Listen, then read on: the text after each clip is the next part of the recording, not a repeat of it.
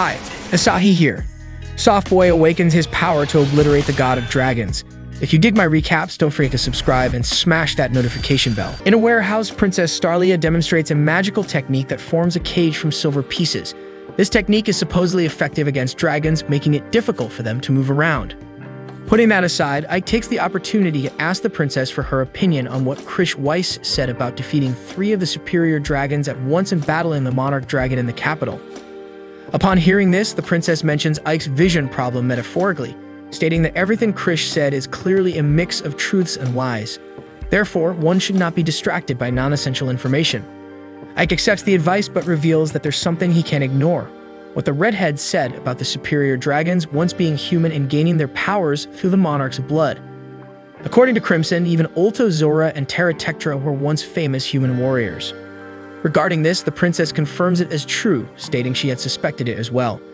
She uses the twins Majorca and Fu as examples, saying that individuals born with high levels of magical power often have non-human characteristics, and the more powerful they are, the more pronounced these characteristics become. So the question remains about the fact that the highest order dragons are so similar to humans. They are not imitating humans, but rather humans who have become dragons.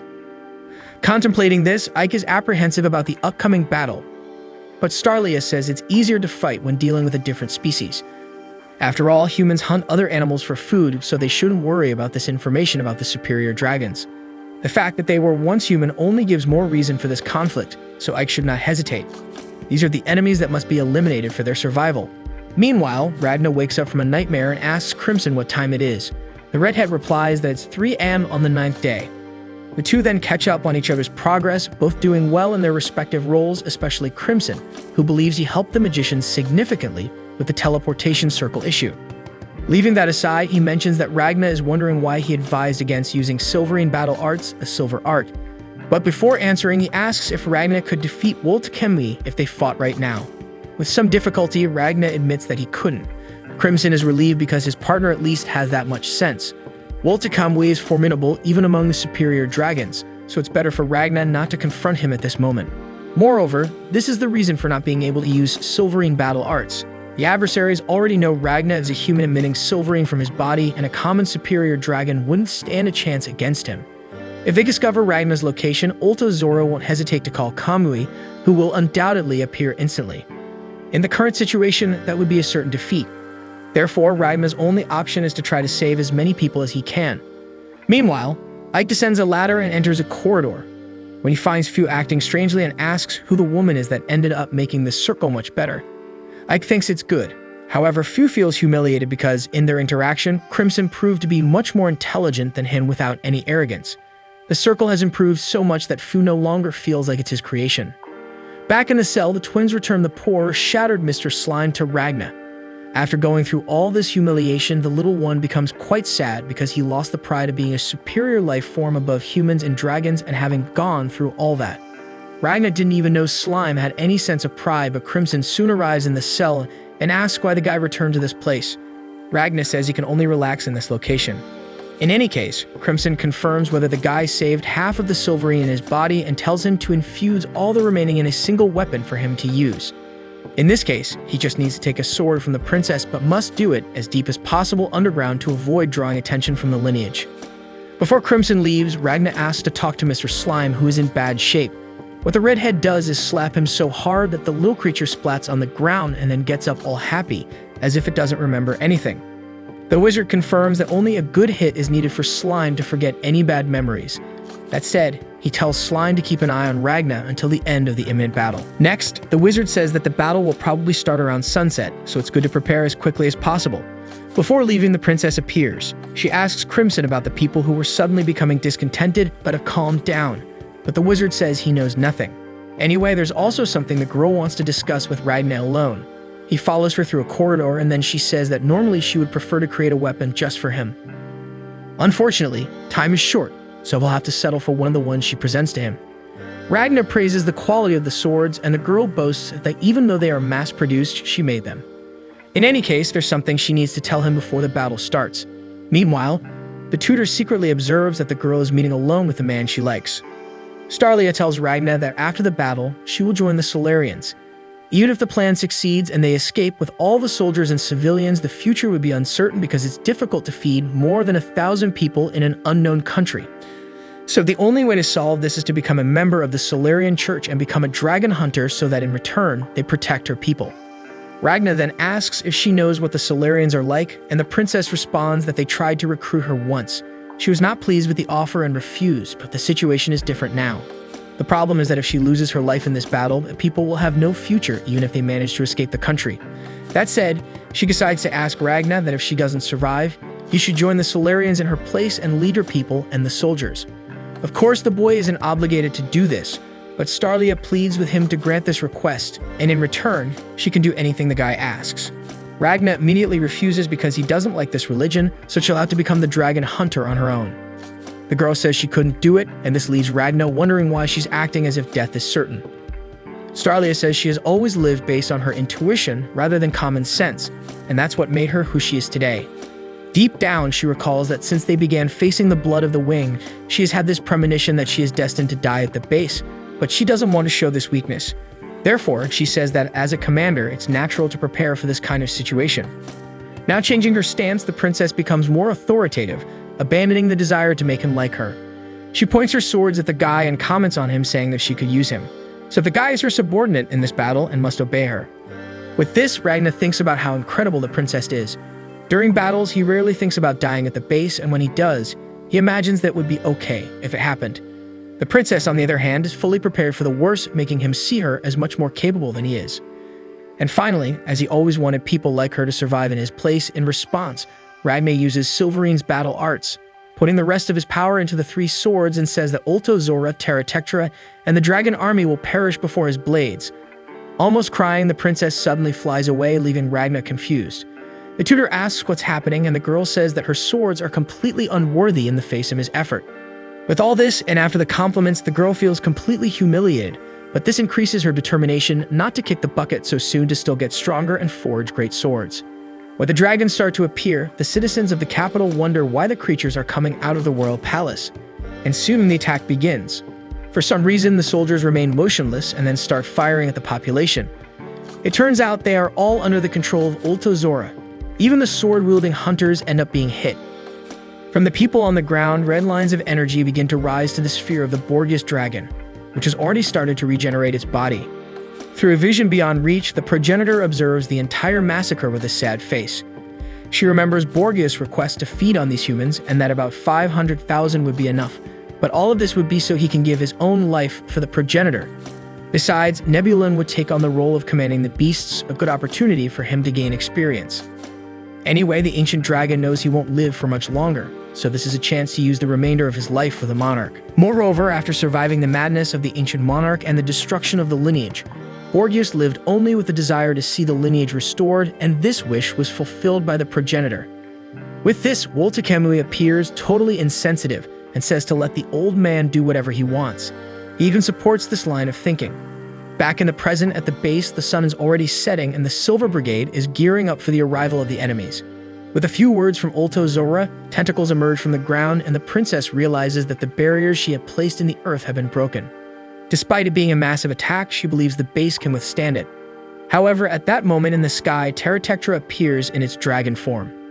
It begins to descend, and Starlia is on the verge of despair, but she remembers a tip from Crimson to counter this attack. The impact causes minimal damage, while Ulto was certain it would explode the cliff. Through mental communication, Terra Tectra states that it was neutralized just before the collision. We see Ragna standing at the edge of the fissure formed by the collision, and it's revealed that it was the swords emitting the Silverine that halted the attack.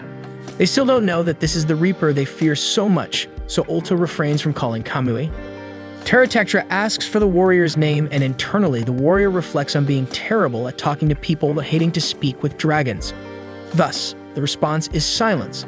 With that, Terra Tectra decides to communicate through violence. In the base, Ike, the guy with glasses, waits for the arrival of the enemies along with the rest of the Silver Brigade behind the bright protective barrier.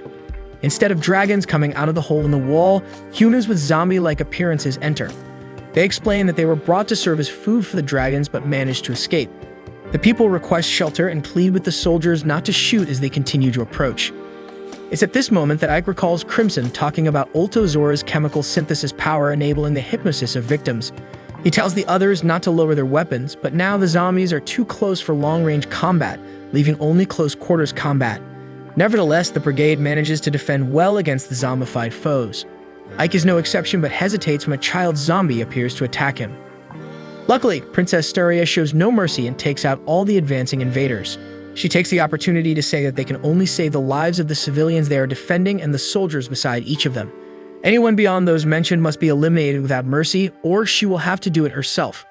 The speech works and the soldiers start attacking fiercely.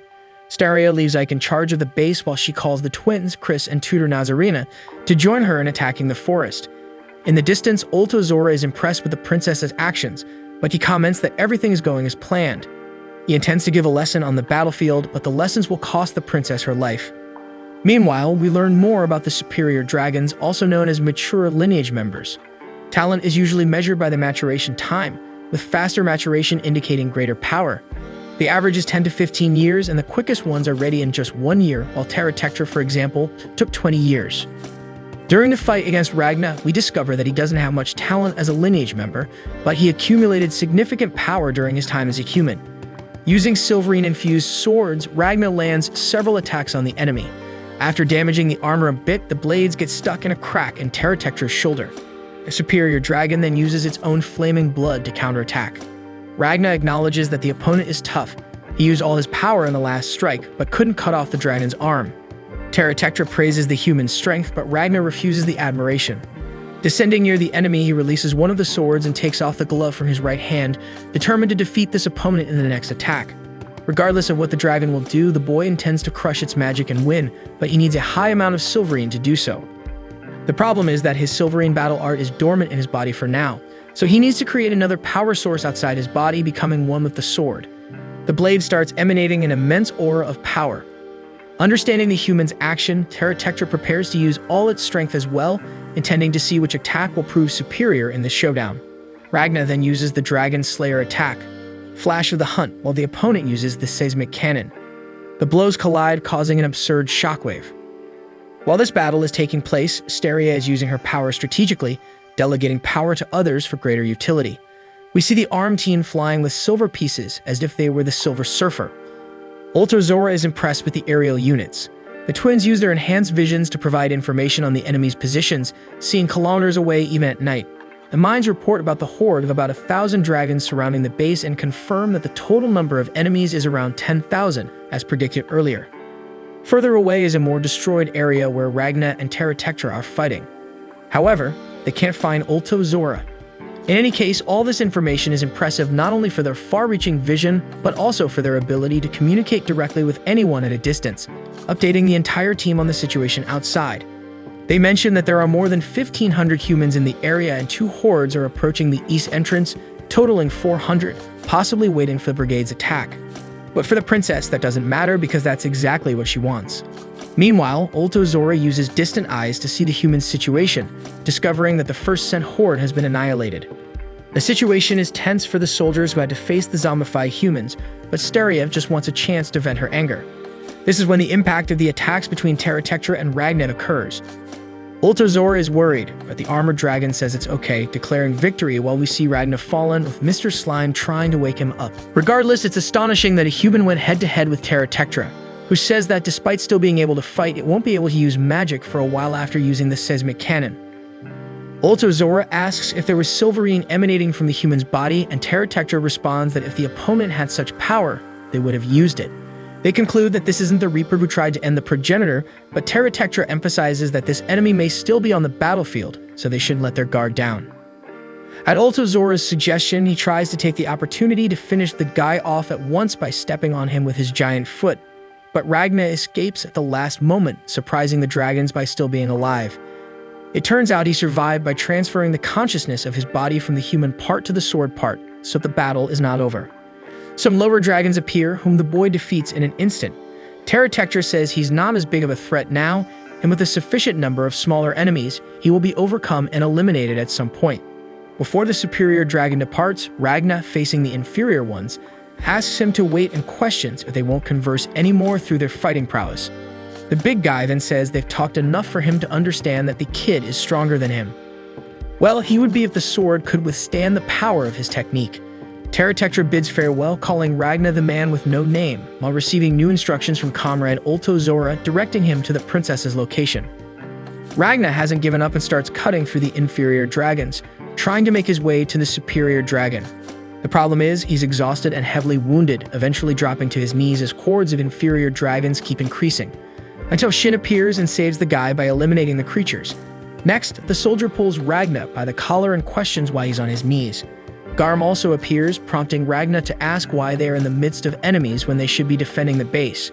However, the conversation is interrupted by a dragon attack. The warriors face off against some of these monsters. Now they continue fighting while the old man explains that they haven't abandoned the base. Most entrances have been blocked, so the only way for the enemy now is the north entrance, where Ike's team is, while the princess fights alongside 200 soldiers.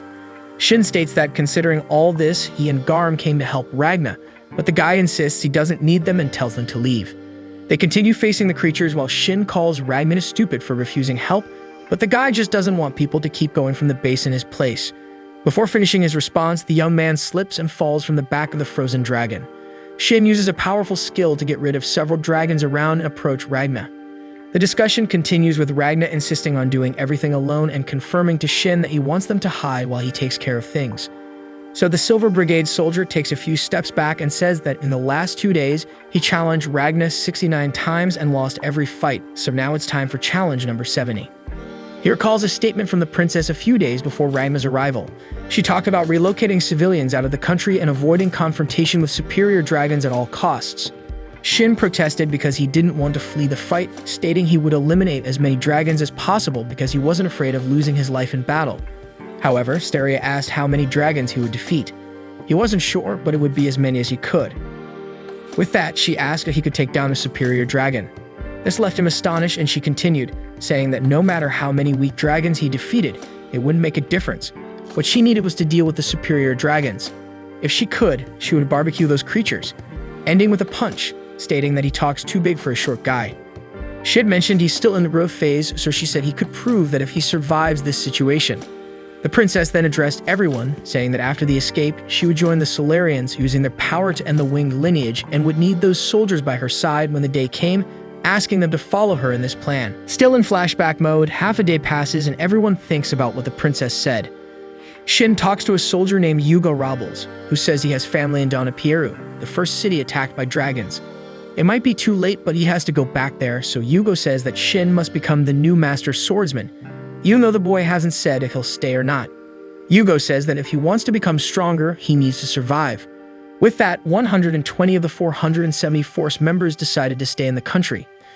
In the present, while fighting with Ragna, Shin wonders if they are still alive and if they managed to protect something.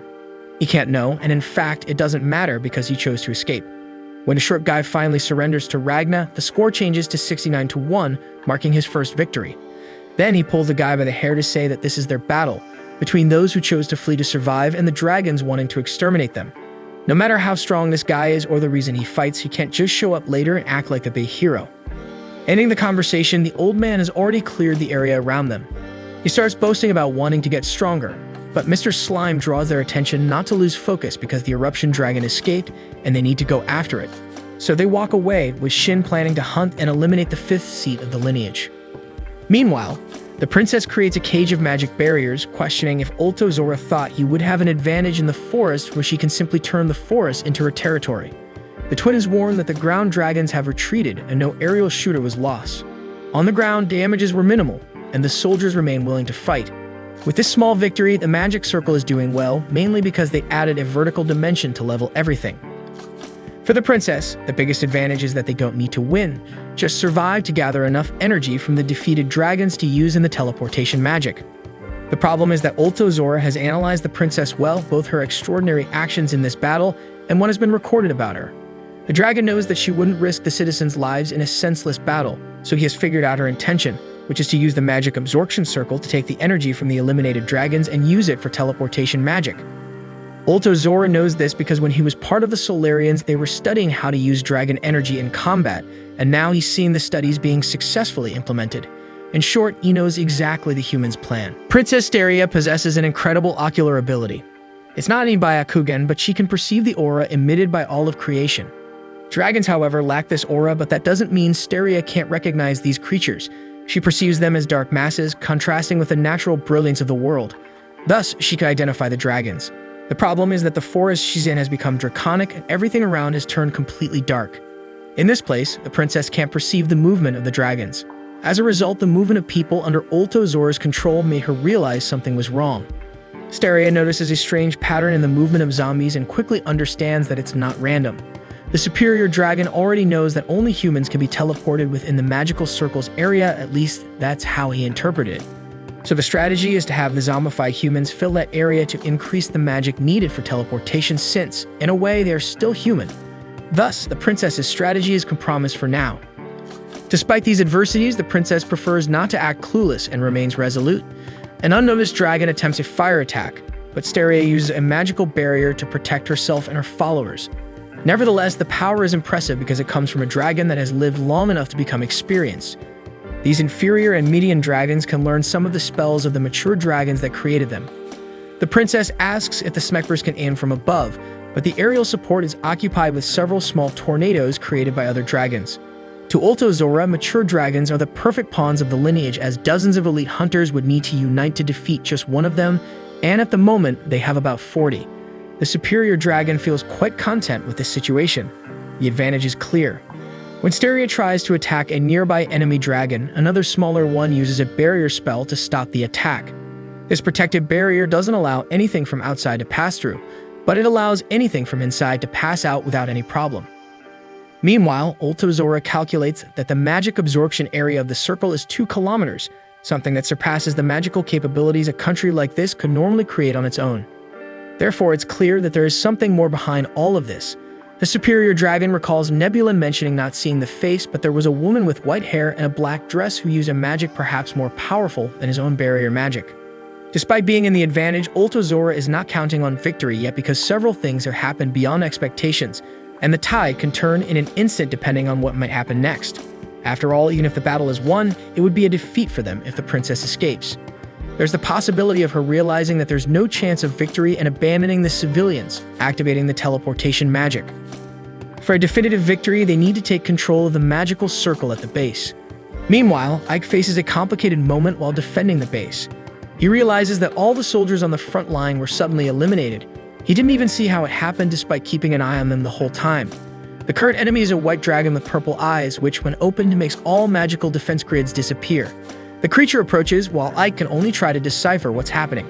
Regardless, knowing that even though small, this must be a mature dragon, Ike orders the men to fall back to the second line of defense and requests support from the marksman. Only now does he remember a warning from Crimson about the Monarch ultimation being able to control time, and that mature dragons would surely replicate this ability in this battle. That's exactly what's happening, and the creature not only stops time but also releases powerful energy bursts, wiping out several soldiers at once and knocking Ike to the ground.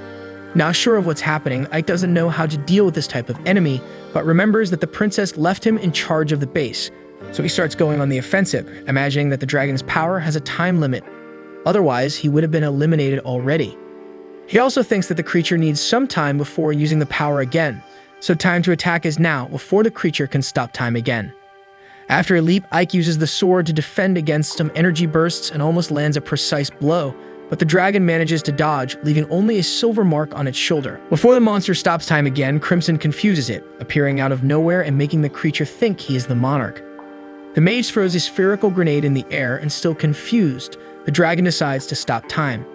But this turns out to be its worst mistake, since as soon as time stops, the magical grenade activates, emitting a good amount of sunlight, burning the dragon completely. With the creature eliminated, time starts passing again, while Ike and the others are confused and somewhat blinded too.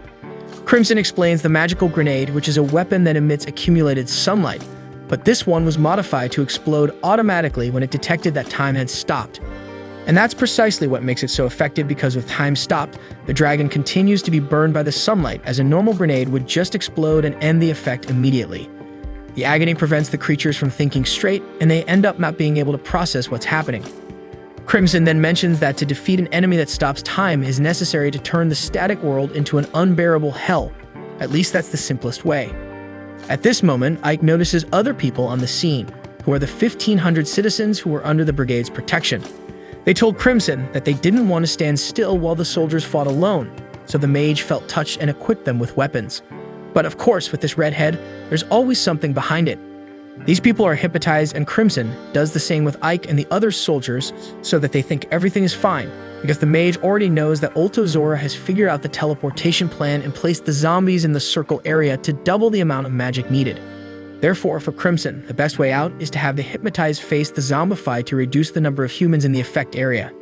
Meanwhile, the 13th member of the lineage Urshgulrun is tearing down walls in an attempt to bypass the barriers on the way to the base. However, he can't succeed, so he starts shouting in frustration. Unluckily for him, the noise bothers Fu, who is dealing with stress due to insomnia.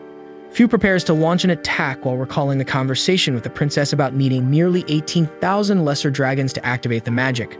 The number is concerning, but the guy explains that defeating medium or mature dragons would bring dozens or even hundreds of times more magical power to the circle. Finally, he informs that he will take a nap when the fight begins. Having said that, in the present, Fu defeats Urshgulrun in the blink of an eye, using the power of his right arm, and absorbs all the dragon's magical energy. He feels satisfied for having taken down this enemy before losing control. The problem is that Majorica and the others start beating him up to regain consciousness, claiming that he had lost control of his arm. Apparently, it was just Majorica's plan to get rid of her colleague and take his place in the hierarchy. Meanwhile, Crimson is impressed with Fu's power and gains significant interest in the brigade, wanting to take control of them with minimal damage. At this moment, the Roots break down a few more walls and civilians defend themselves with the weapons provided by Crimson. Fu is confused by the presence of civilians and the weapons, but Crimson is more concerned about the pressure from the forest that is beginning to overcome the princess's barriers. They need to strengthen the magical circle's defenses or it will be the end for humans. In the forest, the battle continues intensely. The twins face the wind powers of the dragons and some of the shooters are knocked down. Meanwhile, down below, the little dragon who created the barrier is quite happy with the situation. However, the shield is soon broken from above, and the creature begins to worry until being heavily struck by a warrior. At this moment, Ultozora realizes there was a miscalculation. He didn't anticipate that the princess would dispatch her troops to break the shield with their own strength instead of continuing to shoot from a distance. Thus, he concludes that the more insane the commander, the more insane his men. In the meantime, a warrior informs Steria that they have taken care of the fire-spitting dragon, but the other one with thorns is not around. She suggests he is probably on the cliff. She is ready to dispatch the troops again when the wind dragons start attacking from above after overcoming the brigade's air force. Ultozora considers it normal for the princess to remain at a disadvantage due to her lack of experience in large-scale battles. In this case, she commanded the defense and attack with an overwhelming disadvantage without realizing how it could quickly exhaust her. Thus, it is proven that being able to do anything one focuses on can have its disadvantages. The superior dragon, despite enjoying himself, considers the party over. However, Terratectra warns about something about 300 meters behind him. Checking for himself, Ultozora sees Ragna and the others advancing fiercely, while Terratectra reports losing a third of the platoon. Of course, if they continue pressing for numerical advantage, they will eventually win, but the number needed to do so is larger than expected. Meanwhile, the guys keep advancing with no time to catch their breath. Garm acknowledges that they can't even get close to Terratectra due to the overwhelming number of enemies in the way. However, despite the circumstances, Ragna won't give up. He continues advancing with determination. Shin simply can't understand how the guy remains firm even in these conditions, almost crawling, but this serves as motivation for him to continue as well. Inside, Ragna is suffering a lot. He can't breathe, feels pain, cold, and the urge to stop, but he knows he can't give up now. He needs to hunt Terratectra, Ultozora, and the horde of dragons to collect the magic. He wants to protect everyone on his own, so no one else has to lose their life. At this moment, he remembers what Shin said earlier about him not being able to just show up at the end and act like the big hero. Those words hit Ragna like a punch in the stomach. Anyway, he felt somewhat relieved to hear that, but future Ragna considers it a weakness because he always survived, always was the only one to remain alive. So he thinks he can only stay with people whose deaths won't hurt him or who won't die either. When the three stop in front of another group of dragons, Ragnar resumes fighting impressively, taking down all the creatures alone. As always, this surprises the other two, as even with one foot in the grave, he continues with insanely effective techniques. At this moment, Ultozora realizes he made a miscalculation, but that's something that can happen on the battlefield from time to time. Persistence. On the other hand, Ragna feels something strange, a sense of despair as defeat seems certain. This is common for future Ragna, and at this moment, more than ever, Ragna feels the proximity of his future self, and to him, that is like returning to hell. Ragna has already learned that the aura flowing through everything in this world does not flow dragons. Instead of this aura, they possess magical power, something beyond that alters this world, and that's why Silverine exists. The world created this power to resist the transformative powers of magic. While Ragna reflects, enemies approach. With half a second left before the nearest target reaches him, he uses this time to refine Silverine's freezing ability. Ragna then advances to launch the attack, knowing that he only needs one sword movement to defeat his prey. He also understands that Silverine's battle art is not the only thing that made the future Ragna so powerful. There's also what he learned from experience, the ability to survive at battle. Imagination is essential. It's hard to accept that all this happened in just half a second, but let's assume the guy has an ultra-fast thought process. Next, Ragna moves the sword forward, and from the blade's tip emanates a large amount of Silverine, freezing and eliminating all advancing dragons at once. He does all this with the thought that he only needs to mentally visualize the attack's result for everything to happen. And thus he remembers, while facing another group of dragons, that for him, moving a sword is like conjuring the image of a dragon-free future and bringing it into reality. Meanwhile, Terratectra also has his reflections. He knows that when enemies become persistent, they also become more resistant, spreading to others around. Zora agrees but says it doesn't matter how much they endure because the princess is already on her last legs, as we can see. The poor thing needs protection because of her injuries. Steria decides to head northwest, so the blonde soldier picks her up and carries her on his shoulder. Besides knowing the princess's condition, Zora reveals that he sent Platinum Tyra to attack the base, the one that stopped time, but he can no longer communicate telepathically with her, and Terratectra is also not hearing anything from Goron anymore. Zora wonders if they were defeated while receiving information about the air squadrons being shot down as well. The most impressive thing for him is the base defeating the 13th seat and an elite mature dragon so quickly. Confirming that there are 5 minutes left for Terratectra's magic to recharge, Zora determines that this is the time the brigade still has to survive. He says he will deal with the soldiers outside and the ones who brought down the air squadron, and asks his colleague to notify when he's ready. Terratectra asks if the companion is really aware of this situation because normally he wouldn't need his help to have a complete picture of the battlefield, and he may be rushing things. Anyway, the big guy's concern is for the princess and her men, so Zora reassures him, saying he will handle her. Meanwhile, Ragna makes a small mistake and sees that the last attack's effect was very different from what he imagined, so he needs to adjust the attack's form. The problem is that Shin suddenly appears and finishes off this dragon. Ragna is confused until Shin warns that he's helping. Out of nowhere, Ragna says the short guy is right, remembering that he told him not to act like a hero, and he was right about that too. He concludes that he shouldn't stop anyone who wants to hunt dragons, and then apologizes, saying that Shin can fight as much as he wants while he will protect him as much as he wants. This still sounds a bit off the short guy, but Ragna says that fighting together means covering each other's weaknesses. So he moves forward and the others follow him. Ragna is internally fighting to overcome hell because for him, the more he experiences desperate situations like his future self went through, the more he adapts to it.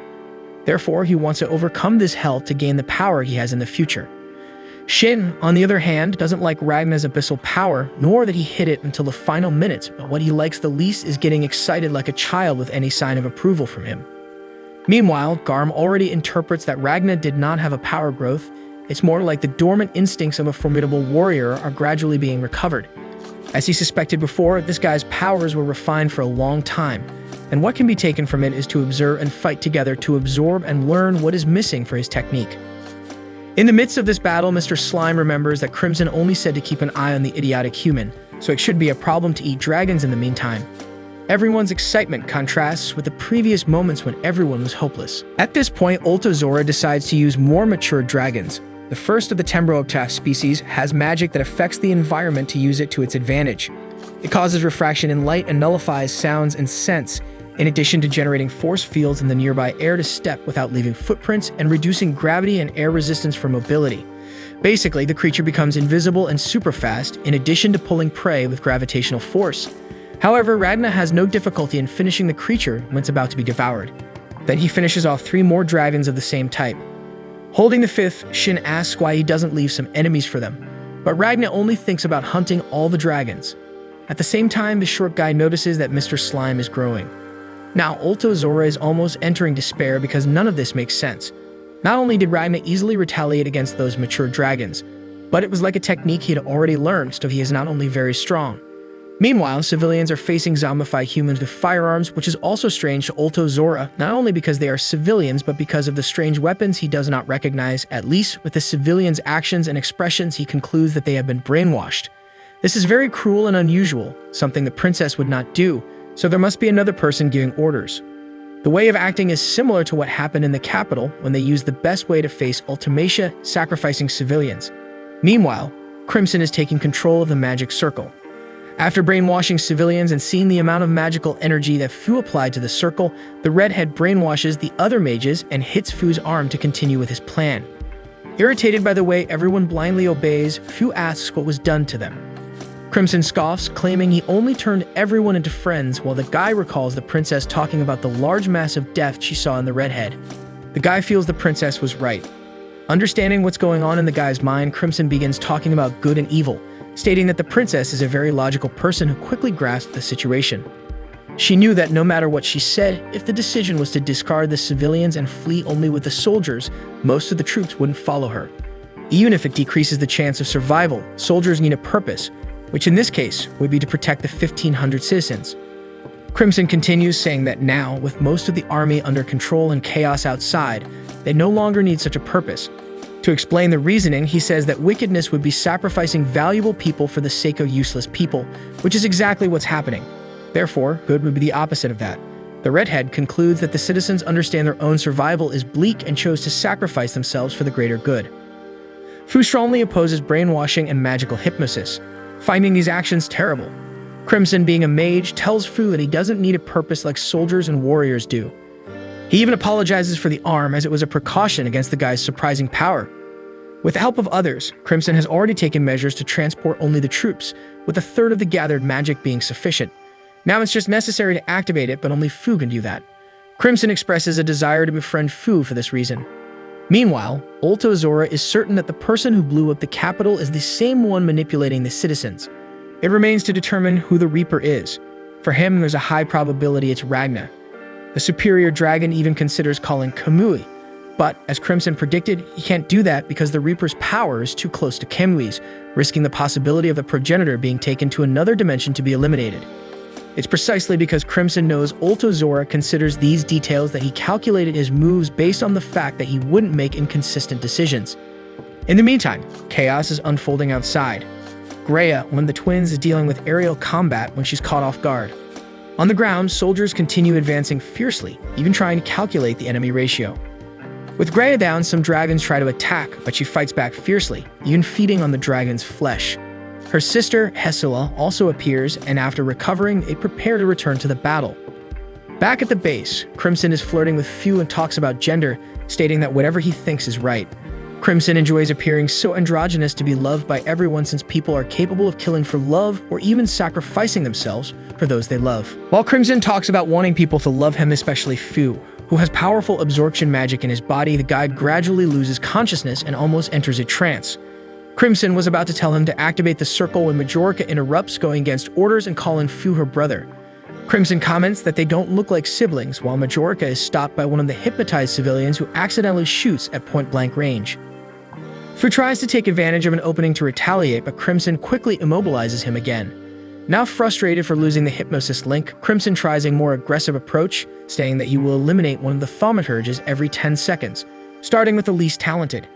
He begins the countdown, and the woman panics, thinking something is wrong because they drew the circle together and got along well. However, the countdown doesn't stop, so Fu surrenders, saying he will obey. At this moment, a bright light shines in the hall. Majorica undergoes a transformation with light hair and eyes. Crimson orders an attack, but the shots stop before reaching her. She declares her hatred for the redhead and orders him to leave. As she says this, Crimson and the civilians disappear and Majorica falls unconscious. Now out of the trance, the other thaumaturges are desperate, apologizing and stating they didn't see the truth. They pledge not to trust anyone blindly from now on. The question now is what happened to Crimson, and Fu imagines that he was teleported, but has no idea where. Far away, Crimson finds himself falling from an incredible height, understanding that he was teleported by Majorica. Just as absorption magic resides in Fu's body, teleportation magic resides in hers. Despite everything, Crimson finds it amazing because the brigade is truly full of talented people. The problem is that Crimson became too greedy with these things. Zora continues calculating the possibilities considering Wolt Camus' absurd speed. He could leave the capital and reach the battlefield within 2 seconds. However, the telepathic communication of his lineage has a distance limitation, meaning he would need several medium-sized dragons to send any message to the capital, creating a kind of game of telephone. That would take at least 40 seconds to accomplish. Nevertheless, he has no intention of summoning Camus for this battle. Zora begins to wonder what the Reaper and the other person want with all of this. What is their motive for aiding the Silver Brigade? Besides luring Kamui into a trap, he believes there are 2 other reasons for their involvement. They might be trying to help the princess escape, defying the will of the progenitor goddess. Or perhaps the lunatic from the capital failed to use spatial magic for some reason and decided to join the princess to flee the country. But maybe the guy is just pretending he can't use magic to influence him to call Kamui, enabling them to return to the capital. Despite all these possibilities, the fact remains that the enemy seems to be abandoning civilians to expedite the teleportation. So it's a race between them teleporting and the dragons eliminating the princess first. Therefore, the priority now is to finish off Steria. Meanwhile, Crimson is all battered up after the fall. He hopes the teleportation will be carried out soon, preferably with talented soldiers. Moreover, for Crimson, it's even better if the princess is eliminated in this battle unless he can control her with Ragma's presence. These are Crimson's thoughts before losing consciousness. On the battlefield, some soldiers start performing well on the ground until they're hit by the dragon's wind from above, combined with the fire breath from the ground. It's at this moment that the blonde guy appears, carrying the princess and hurling an axe that hits 3 dragons at once. To motivate the troops, he delivers a speech, saying that was his best throw, and that he only managed to break a personal record while running in this situation because he got stronger during this battle. The man's logic is that every step they take exhausts them, but also every step taken and every dragon hunted makes them stronger. And that strength means they can take another step forward and hunt another dragon, meaning they can keep moving and get anywhere. The other soldiers comment that the guy is taking this no pain, no gain talk too seriously, but still, they agree that what's still helping them move forward is their willpower. Meanwhile, the twins are taking down several dragons in succession, and the princess notices this, pleased with her followers' efforts. The girl also remembers when she asked Crimson for help locating Zora despite it being a dangerous move. The mage helped identify the area where the superior dragon could be, saying he would be within a mile of the base, still on the border side.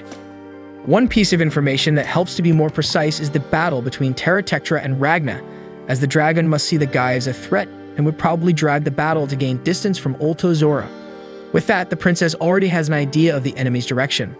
Moreover, there's also the fact that he can use blood to spread small vision organs to monitor the combat area, and under those circumstances, Crimson calculated that he could see about 2 miles away with this ability. With this information, the princess sharpens her senses in the direction and approximate distance to find Zora. But it's at this moment that he drives the dragons of this region crazy, or rather crazier, because according to him, the beasts were at 80% madness, and now they're at 200. This makes them much fiercer, easily dispatching soldiers, but it will also cause the creatures to disintegrate in a few minutes. Even in this situation, the princess doesn't give up and advances with the soldiers, jumping high to get closer to reaching Zora. After the jump, they'll still have to run a bit, but they'll be almost close enough for direct attack. Realizing that the princess has located him, Zora wonders if the other strategist won't make any moves, in this case, Crimson, but we know he's not in condition at the moment. Therefore, he releases a purple toxin, imagining that the opponent is preparing a big maneuver, but he finds it too obvious. In a brief moment, the superior dragon catches a glimpse of Lakusha, so Nazarene appears out of nowhere and takes advantage to launch a surprise attack while he's off guard. With the head kicked far away, the body speaks alone to the woman, congratulating her for getting so far without being noticed by his surveillance. Another mouth on the hand starts arguing with the body's mouth, while Nazarena tries to understand if this is a false body since she hit both the brain and the heart. Anyway, with her part done, she starts to move away to leave the rest of the princess. And speaking of her, the girl congratulates the tutor's work because it saved her from using her most powerful technique in the wrong place. Turns out the body on the ground was indeed fake. Zora is actually 100 meters underground. With this, she starts manipulating the earth to force the dragon upwards, trying to bring him to the surface, shining brightly as she struggles to make this move. Then she commands Chris's throw. At this moment, more crazy dragons appear, so the other soldiers prepare to defend the princess. As he rises, Zora thinks about his memories lacking color and how he can't recall certain emotions from that day with Lakusha, but now it's a bit different. Remembering part of the conversation, his memories are clearer now. This is because he saw Princess Silverware, who made him see how she sparkles with a bright light. The dragon also thinks about the danger, knowing he should eliminate the girl as soon as possible, but still, as he's about to see that glow even closer and probably gain a bit more color to his memories, he starts to hesitate. However, it's at this moment that Terratectra communicates again with his comrade, stating that the forest is compromised, the magic level is rising rapidly, and Ultozora must not let the dragons enter the forest. Suddenly, everything starts to tremble. The dragon-headed roots on the ground begin to attack everyone around, both dragons and humans. Ultozora can no longer control it and wonders if it's a scheme of the opposing strategist. However, as the heads are attacking the brigade, what must be happening is that the dragon Borgias is recovering its primary power. On one hand, Ultozora is angry about this, but he also imagines it could be a good thing, considering something strange was happening to him when he was being dragged upwards. He was about to do something crazy. At this moment, Ragna and the others appear, barely able to speak due to exhaustion, but determined to continue fighting, as if they still had all the energy in the world, because all three of them want to become the strongest. Meanwhile, Terratectra prepares to use the cannon, aiming directly at the trio. He fires 6 shots in a row, causing massive explosions at the same point. It was a direct hit, but he cannot confirm if he managed to exterminate the targets because the smoke and flames are blocking his view. The big guy notices that the forest seems a bit calmer and asks how things are. Ultozora then analyzes from various angles and ends up finding the fallen princess, but lies to Terratectra, saying he didn't find her, but thinks she might not have survived, perhaps buried in the midst of all the confusion. Terratectra suggests making area shots to ensure casualties, but Ultozora tells him to focus on the guy who could be the Reaper. Not knowing why he's lying to his comrade, Ultozora also says that luckily, most of the horde has left the forest, and they will quickly find the body considering the numbers. Then he forms the body near the fallen princess and begins to recall that from the beginning, he knew something was wrong. He was amazed that she was brilliant, disappointed that she was inexperienced, and excited to go to war for the first time in a long while. Even after realizing that the other strategist's garbage was lurking here in the shadows, Ultozora continued to focus on the princess. Now he questions if that was truly an impartial decision. He approaches the girl and recalls his past. He lived a life bathed in brilliance and wasn't like he is today. He had subordinates, companions, and the one for whom he would give everything, his sovereign lady. Everything shone in those times until the era of glory came to an end and he was transformed into what he is now. However, everything he lost on that day is right in front of him at this very moment. Still facing her, Ultozora says it was a pleasure to have met the Silver Princess, Steria Lys, and that it was a splendid battle. He also sincerely respects the brave efforts of her and her troops. Now there's a flashback on the other side, with Crimson telling Princess Steria, accompanied by Ike and Nazarena, about Princess Lakusha, a heroic woman who enchanted many warriors with her innate abilities and charisma. She had many military achievements with her leadership, and even the Solarianos came to consider her a miracle of God, becoming a dragon scourge. Upon hearing this, Steria says that even children know everything about her and always thought Lakusha was an imitation of her. Crimson then says that nevertheless, the world believes that Steria is the reincarnation of Princess Lakusha. Next, Crimson comments on the changes that occurred with Ultozora, that not even under the Bloodline's blood oath could he serve the enemy in his original form. Finally, the redhead asks her not to give up the fight because her and the Truthway will act like a slow-acting poison on Ultozora and drive him mad. Back in the present in the forest, the guy decides to make the princess part of the lineage. At this moment, she wakes up and realizes she's close to victory. Ultozora says her brilliance should not leave this world, so he will make the request to the monarch. Somehow, the superior dragon thinks this will solve not only their problems, but also the princess's troops. Still on the ground, she asks him if he knows why she shines so brightly. She answers that this world created the Silverine to be the desire of resistance. Therefore, the control she has over the Silverine means her splendor is the will of the world itself. Steria also says she wasn't a match for Ultozora as a general or a warrior. But that doesn't matter because if there's an area where she surpasses him, it's this magic-inundated realm where the princess has a high desire for resistance and she can shape it. Now more imposing, while summoning a giant silver weapon, the girl says her talent as a warrior or general isn't what makes her most proud, but the ability to forge silver weapons. She then strikes the weapon into Ultozora's chest, pinning him against a tree and freezing him and everything around. Even while frozen, the dragon can still speak and begins to say that the princess is delirious, perhaps from the toxin he released earlier. At this moment, 2 soldiers appear to take her away. After they move away, Chris approaches and pulls the weapon, saying they haven't lost yet.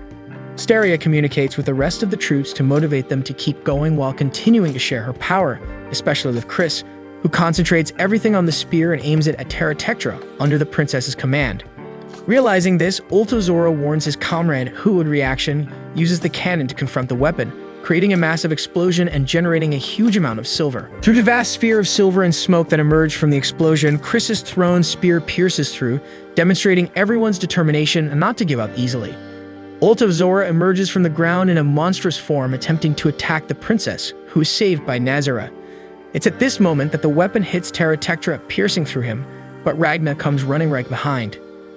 Shin realizes he's trapped in a bubble and isn't sure what happened to him to end up standing there while Ragna continues advancing.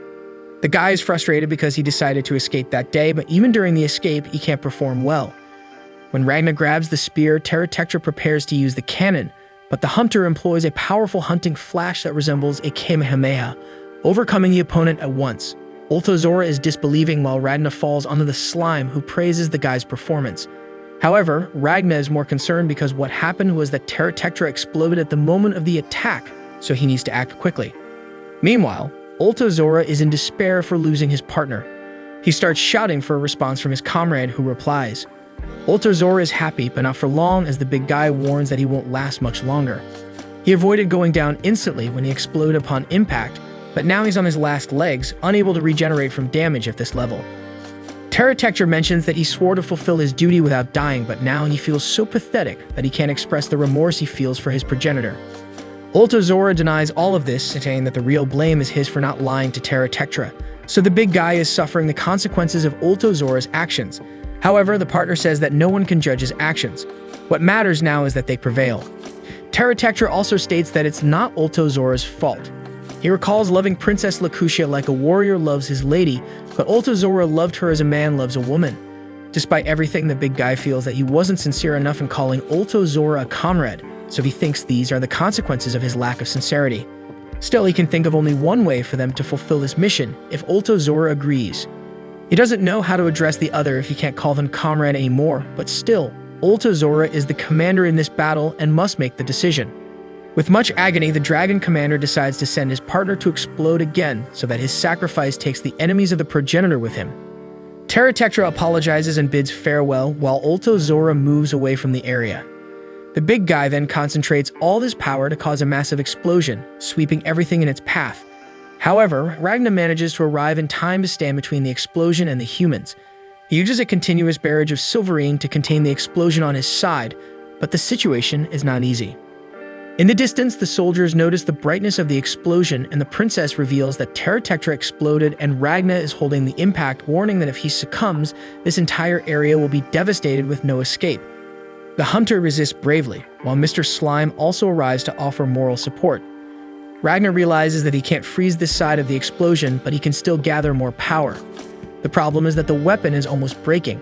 Observing from afar, the princess wonders if even Ragna has enough power to suppress this impact. Despite being worried, she feels that Ragna is keeping part of his power in reserve. When trying to understand why, she concludes that it's because of her sword, and she begins to lament, realizing that this must be the worst day of her life. The princess is on the ground, feeling completely defeated, recalling that when she decided to fight on the surface, she had 200 soldiers following her, and they were being eliminated one by one. Now only a few are still alive. All others sacrificed themselves following Steria's orders, while she continued to be entirely overwhelmed by affliction several times. At this moment, she stands up, knowing that she just wanted to keep crying, but despite all this, she's not the type to leave her fate in the hands of another person, even if it's the man she loves. Now, much more determined, the princess says she will continue moving forward and will prevail.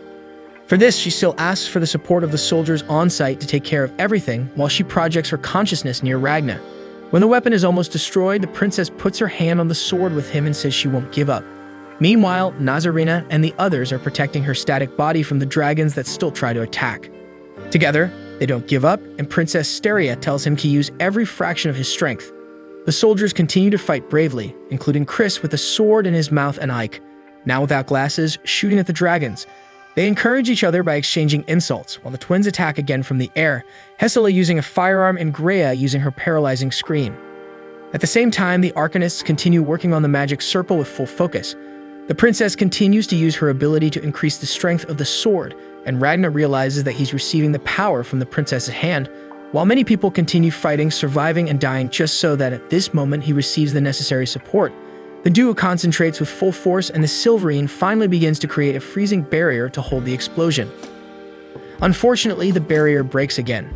Princess Styria realizes that the energy of the explosion is now concentrated entirely in their direction, showing that even at the end of his life, Pterodactylus still has much tenacity, enough to be a deadly challenge for the princess.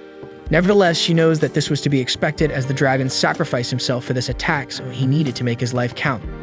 Seeing the princess's distress, Ragna tells her not to worry because they won't lose after coming so far. The two let go of the weapon. The guy says that inside him exists a sword. He wants her to help him, and in return, he will repay with all the power he possesses. In a way, Styria ends up internally seeing Ragna looking towards the future. It's a vision in which the future Ragna is on top of a frozen dragon, holding the massive sword. Emotionally moved, the princess lets a tear fall. At this moment, Ragna uses his Silverine Battle Arts attack, while Princess Styria uses her ability to activate Aura and activate Silverine to shape the Silverine form. With all the power being unleashed, Ragna reflects on how hunting dragons on his own is great and failing at it means being weak, dependent on others. But that's what he always thought until now. This time, Ragna feels his heart burning with flames. He clenches his fist and punches the sword, releasing so much energy that even Ulto Zora, at a distance, is astonished. The other soldiers also notice the immense power released at the location.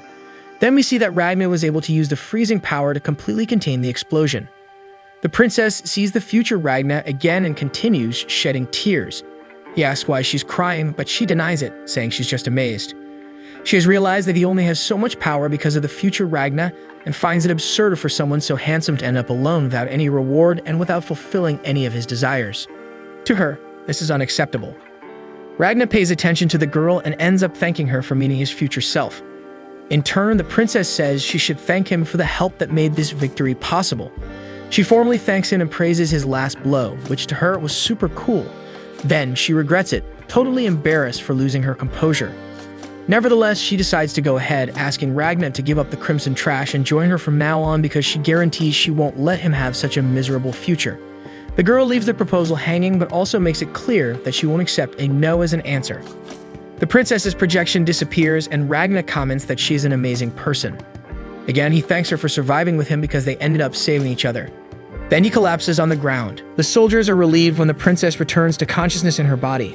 In the meantime, the magic circle is already ready, so Master Fu activates the teleportation magic. Lord Slime takes the opportunity to tell Ragna that he only won with his help, so he owes him eternal gratitude. The conversation is cut off when the teleportation magic light makes Ragna's body glow. Now Slime is worried because his body isn't glowing too. Everyone is very happy and relieved that the plan is working, but to end everyone's joy, the princess is hit in the neck by a fatal blow from Wolf Camus. Then he puts her head back in place and starts acting tough. Ragna is amazed by the situation, so Kamui attacks him, wanting to force a fight. He tells the opponent to fight seriously with everything he has unless he has used up all his energy and now has nothing left, which in that case for Wolf Camus is pathetic. The dragon says this is the end of the line and Ragna must prepare for his last fight. Meanwhile, Nebulum warns Ultimation that Kamui has left, and the progenitor confirms that he went to the battlefield and Nebulum shouldn't worry. She reveals that she is terrified of this enemy. A simple memory makes her tremble, but everything will be fine because she can't imagine for a second that the idiot Wolf Kamui would lose to such a weak enemy. The battle already begins fiercely, while Ragna has a flashback of Crimson talking about the Monarch of the Claw's lineage, which doesn't share blood. Instead, the Monarch teaches battle arts to followers, whether they are dragons or humans. Those who achieve satisfactory proficiency receive from the Monarch a demonic sword, one of the 6 claws and 2 fangs, totaling the 8 most powerful demonic swords in the world. Those who have one of these swords are considered of the Claw lineage. They are powerful warriors linked not by blood but by combat arts and swords. It turns out that one of them was eliminated and had the sword stolen by an outlaw, which was Kamui when he was still human. That said, Crimson thinks he shouldn't face him. The guy was already an anomaly even when he was human, so he's not an enemy that can be defeated with strategy. The strategy should be to avoid fighting him. Finally, the mage mentions that if Ragna ends up fighting Kamui, it should be after eliminating Ultimatia. In the present, still facing Kamui, Ragna knows that Crimson explained the reason, but now he can't remember. That's just what was missing.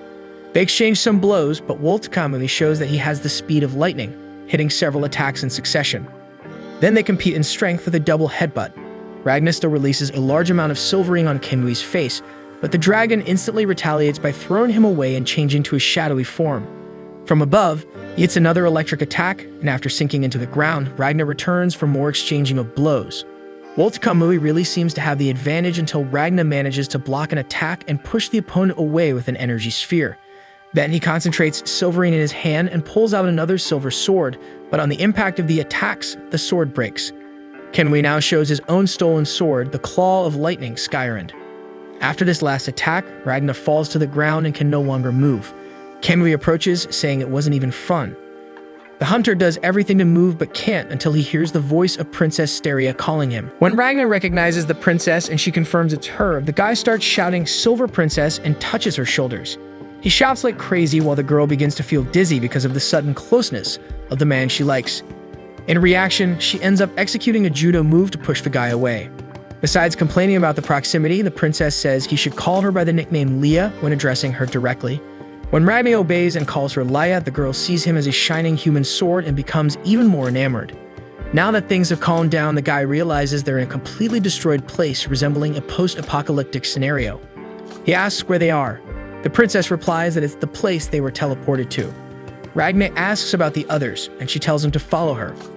On the way, Steria asks what he thought of Garm and Shin's help. The guy responds that they saved him, that both are very talented, and they became stronger during the battle. At one point, he ended up competing against them, able to unleash even more power from the future than usual. The princess is not surprised because they are the master swordsmen of the brigade. However, she also comments that Garm, not only because of age but also because of skill, thought he had reached his limit, but he ended up breaking that barrier when witnessing Ragna's strength. Thus, all the experience accumulated over the years still enables him to achieve great feats. On the other hand, Shin is the most talented in the brigade. He would get stronger anyway, but having a rival he wants to surpass further increases his growth rate, and maybe that will make him go further than he would in other circumstances.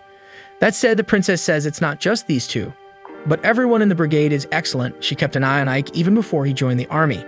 The man is very efficient, and without him, the brigade wouldn't be able to operate properly. Chris had a great importance in this battle. He seems like an idiot, but the girl thinks it's just an act, because when it comes down to it, he has moments of great intelligence. About Nazarena, the princess already knew she was very powerful, but it was still surprising in this battle. Few is recognized as a half-dragon thaumaturge who hates people, but he takes care of others well and is respected by subordinates. Also, his sister is in the group, even though he hides it.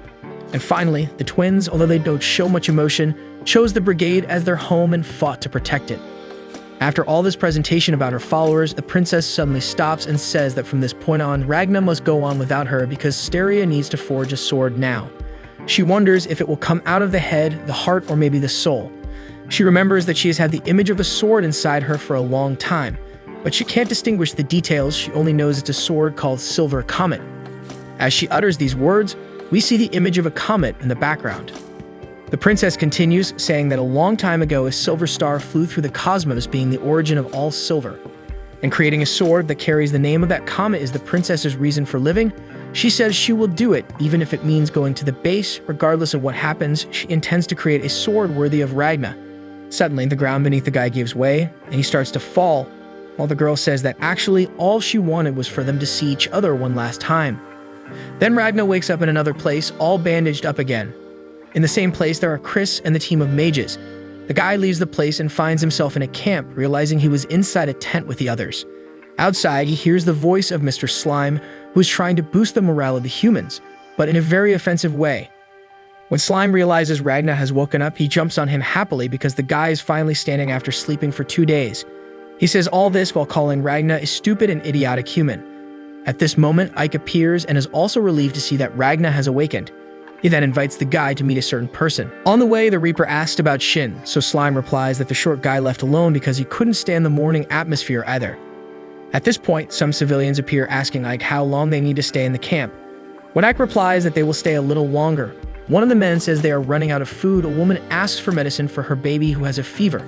The soldier says he will bring the medicine later but needs to keep moving. The complaints continue, but unfortunately, there's not much he can do at the moment, so he moves on. A little farther away, Ike explains that they managed to teleport 600 civilians, and there are several other camps like this one. About 80 brigade members survived, but few of them can move. As long as it continues like this, they won't be able to do everything that needs to be done. Suddenly, Ike realizes that Ragna hasn't eaten anything yet. He apologizes and decides to go back to get some military rations, but Ragna says he's more worried about Ike himself. Although he says it's okay, he reveals that he just wanted anything. Because if he stops at this moment, he thinks he won't be able to do anything else. So at least at this moment, he must act on behalf of the princess. With that, Ragna begins to talk about something he felt, but before he can start explaining, a girl appears asking if he's the Reaper. The hunter immediately recognizes the voice and face of Ultimacia and quickly lands a heavy blow that knocks her down instantly. The guy goes crazy, but Ike manages to hold him, trying to explain that this is not the winged monarch. Suddenly, time stops and several other girls with the same appearance appear in front of them. They speak completing each other about how the Reaper is indeed very strong, which confirms the rumor about his battle against the winged monarch in the capital ending in a tie. They even consider going back in time a little because of the one who was attacked, but they decide it's not necessary because they still have several of them. The oldest of the girls decides to become the spokesperson instead. They reveal they are all identical, and the spokesperson comments on the Reaper's resentment toward the dragon woman who has the same face, but then explains that they are not the winged monarch, but the dragon scourge of the Solarian Church. And just like him, they want to destroy the dragons. At this moment, Ike bends down and pleads for forgiveness for Ragna, who is confused from just waking up, and because it was he himself who wanted to bring the Reaper to this place, he should be the one punished. However, Solariana doesn't intend to punish the guy. Furthermore, she believes that if what happened in Lys is true, Ragna must also be a miracle of God, since the value of one of them doesn't even come close to his value. On the other hand, Ragna starts to remember this detail that they have the same face and magic, but they're not dragons. But despite everything Solariana said, she ends up saying that she will grant Ike's request and punish herself after all. They are all miracles of God too, and the loss of one of them shouldn't go unpunished. After vomiting at the sight of so many women identical to Ultimacia, Ragna asks that instead of taking Ike's life, they use the power of time to bring the other one back. The priestess confirms that she can do that, but it's something that consumes a lot of magical power, and it's not worth it for just one of them. With that, the Reaper then says that if they eliminate Ike, he will end each one of them. Thus, the spokesperson ends up agreeing and revives the companion, who soon realizes that she had died. The current spokesperson confirms what happened and asks if she should return to her position as Karula. Then the revived one denies it because she doesn't know what happened while she was dead, so the other one should continue.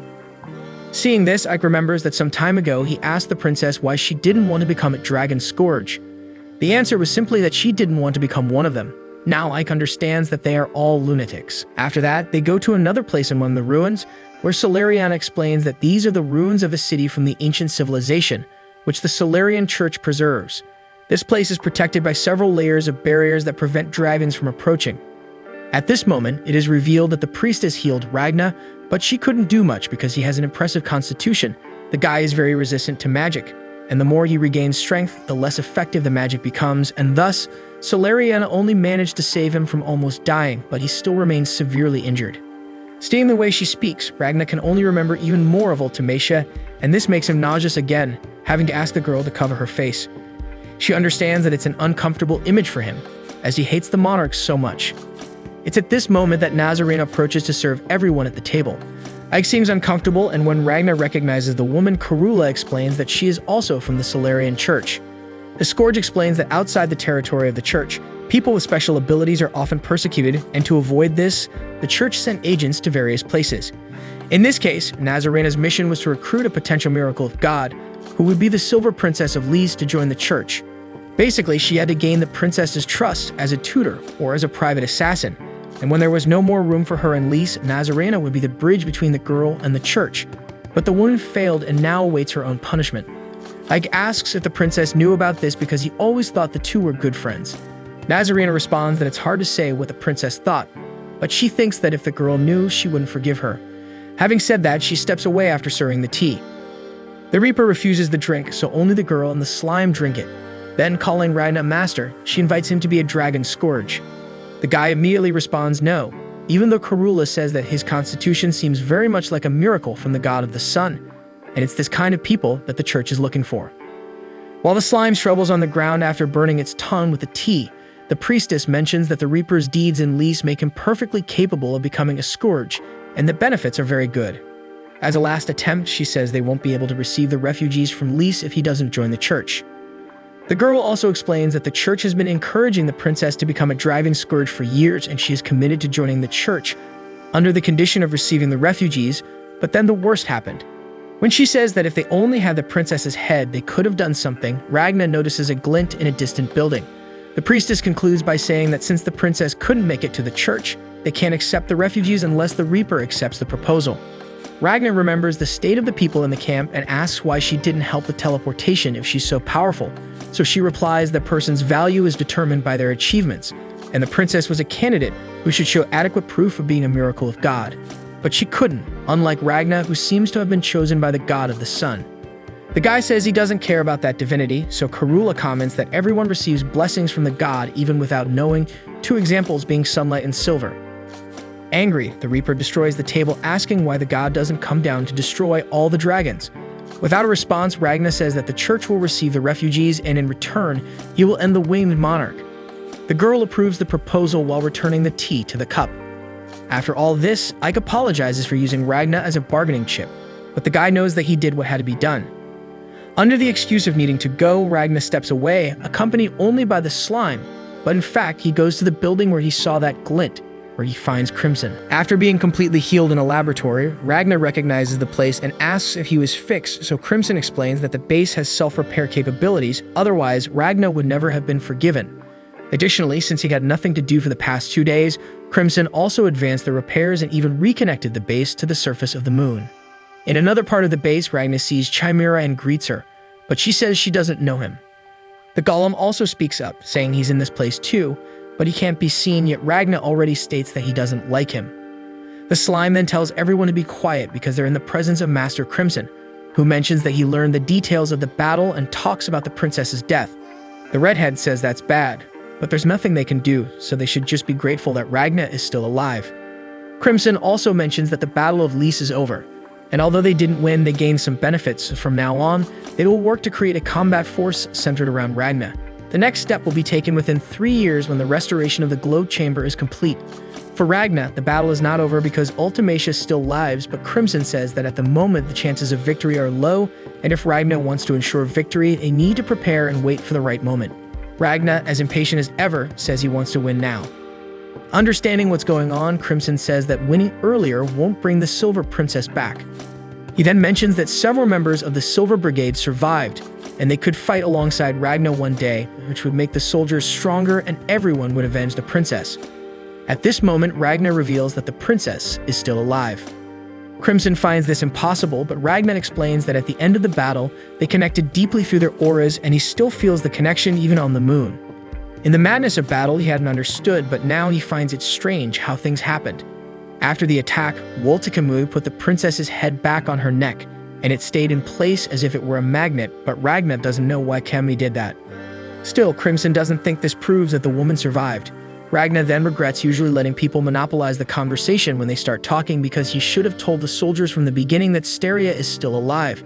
He wants to see her again. Finally, he asks Crimson for help because the battle is not over yet. The mage says he can't act on something so doubtful, and when Ragna says he's sure of what he's saying, the redhead also comments that Ragna can't defeat Woltikamu. The issue is that the enemy has time control magic, Kamui, and preparation on their side. Just to counter the time control, they would need the element of surprise, but they don't have that now. Ragna insists on dealing with Kamui while Crimson would deal with Ultimacia, because being the former monarch, Crimson can surely do something. But the redhead says he would need time to prepare for this something, and there's no reason to fight at the moment. However, Ragna thinks the princess is reason enough. She's an amazing person, and they also need her to destroy the dragons. Crimson disagrees because they already have Ragna himself. The combat unit centered on him would be the greatest force of dragon destruction when armed with Silverine on Ragna. Of course, the princess would be a great asset if she were present, but it's not necessary. For Crimson, with Ragna strengthening the troop and him commanding, the princess is not a resource worth risking a battle with so much disadvantage. Finally, he says that Ragna swore to destroy the dragons with him, not the princess, and the hunter must follow him to survive. Ragna doesn't quite understand what he means by survive, so the former monarch explains that the hunter is still alive purely by luck. By chance, he ended up being the only survivor in each battle, basically being carried by a miraculous wave of coincidences. But his next action could be when luck runs out. Upon hearing this, Ragna thinks of all those who perished around him while he survived alone, finding it weird that this is luck and not a curse.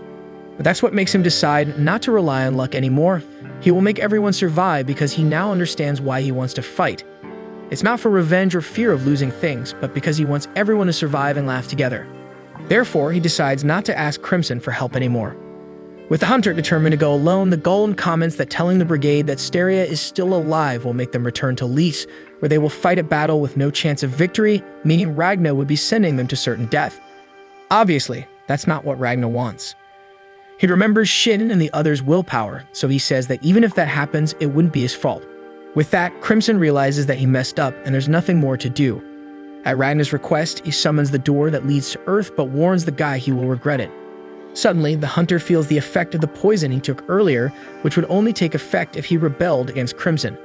When the guy falls flat on the floor, the redhead comments that a tool that cannot be used must be broken and reproposed.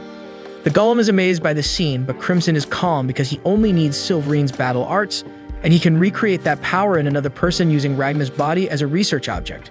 Furthermore, he can use the brain to make a zombie. These crazy ideas make the mage laugh, but it's at this moment that Ragna wakes up. The guy is alive, just a little dizzy, so he thinks it was all a bluff by Crimson. However, the former monarch was serious, and now he panics because the gene-destructive nanobots controlled by artificial intelligence have nothing to do with magic, so they should have killed the hunter. Even though he's kind of sored, he should be at least half dead. To calm the mage, Ragna pats him, ends up exerting too much force and throws him away. Then the guy asks why Crimson's words don't motivate him. While Chimera tries to hit the hunter, he talks about a memory from the future when they first met. Future Ragna immediately eliminated Crimson, but found it strange that he didn't have a heart. The hunter asks where the heart is, mentioning that the words and actions of the brigade members keep him motivated and moving forward, surely because everyone risks their own lives, but Crimson is different. He always has a plan for the next time. Anyway, the chances of victory at the moment are low but not zero, so if Crimson can't accept the challenge now, Ragna asks when he will eradicate the lineage. The redhead makes the Chimeras stop attacking and tells Ragna to follow his path and do whatever he wants, then he self-destructs and moves on with a new body to rest. With this situation, the slime becomes sad and starts to cry. On the ground, the Reaper finds the soldiers. They already know that the princess is alive because of Kri's arm, that he can only move through the connection with her power. So since he can still move it, they already know the truth and are willing to go rescue Steria. In the meantime, Kamui is indeed with her. The girl asks why she's still alive, so he explains that the head obviously reconnects when it's put back right after the cut. Then he shows a mark on her neck and says that if the Reaper or any of his companions get close to her, or if she leaves the capital, she will be based instantly. Anyway, her life has only been prolonged a little but not for long because Ulto Zora is resentful for having lost his comrade. Regarding the battle, the princess discovers that Kamui was already at the scene. He says he was just planning to take a look, but ended up getting entertained. At that moment, his arm dissolves into silver and his body begins to crack, so Kamui rebuilds the body with a burst of electric power and says that the Reaper left a beautiful scar on him despite having rebuilt his own body several times. That's why the princess is still alive. Walter Kamui wants to fight the Reaper again, but with him in his best form, and he knows that the princess can help the guy overcome his own limits. The girl mentions that she's going to die anyway when Ragna arrives, so Kamui confirms and says that for this reason, she has to make a sword for the Reaper, one that can go head-to-head against his claws. Meanwhile, Ultimacia prays, swearing to destroy God's enemies and recover his power, and asks him to speak to her again when this happens. Without announcing himself, Borgias appears in his new humanoid body and asks what God said to her. The monarch comments that she's not used to this new appearance of his. The elder then says that he's still getting used to having his own arms and legs and having a young appearance. Next, the girl asks about the enemies. Borgias replies that Zora has already discovered many teleportation circles around the city. Speaking of Zora, Borgias thinks he'll only regain sanity after avenging Terra Tectra, and maybe not even then. We see then that the strategist is really out of it when he realizes that the sun hasn't risen.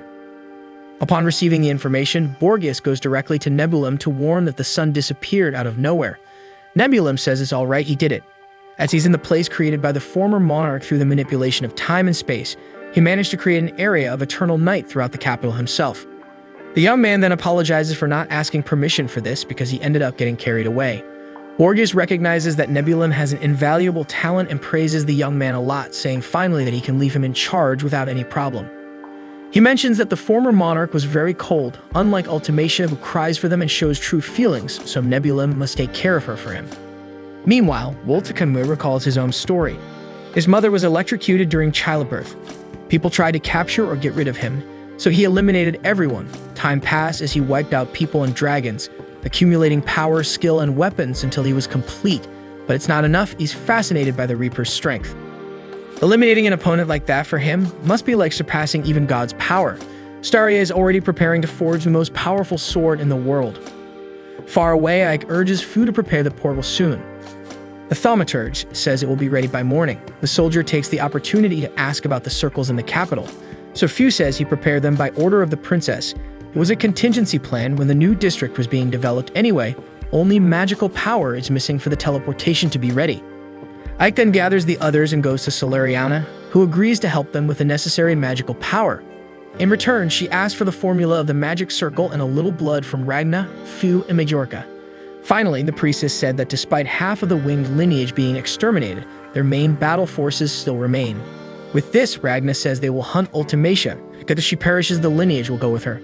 In the meantime, Crimson is in bed agonizing over what happened. He's angry at the way Ragna talked about risking their own lives.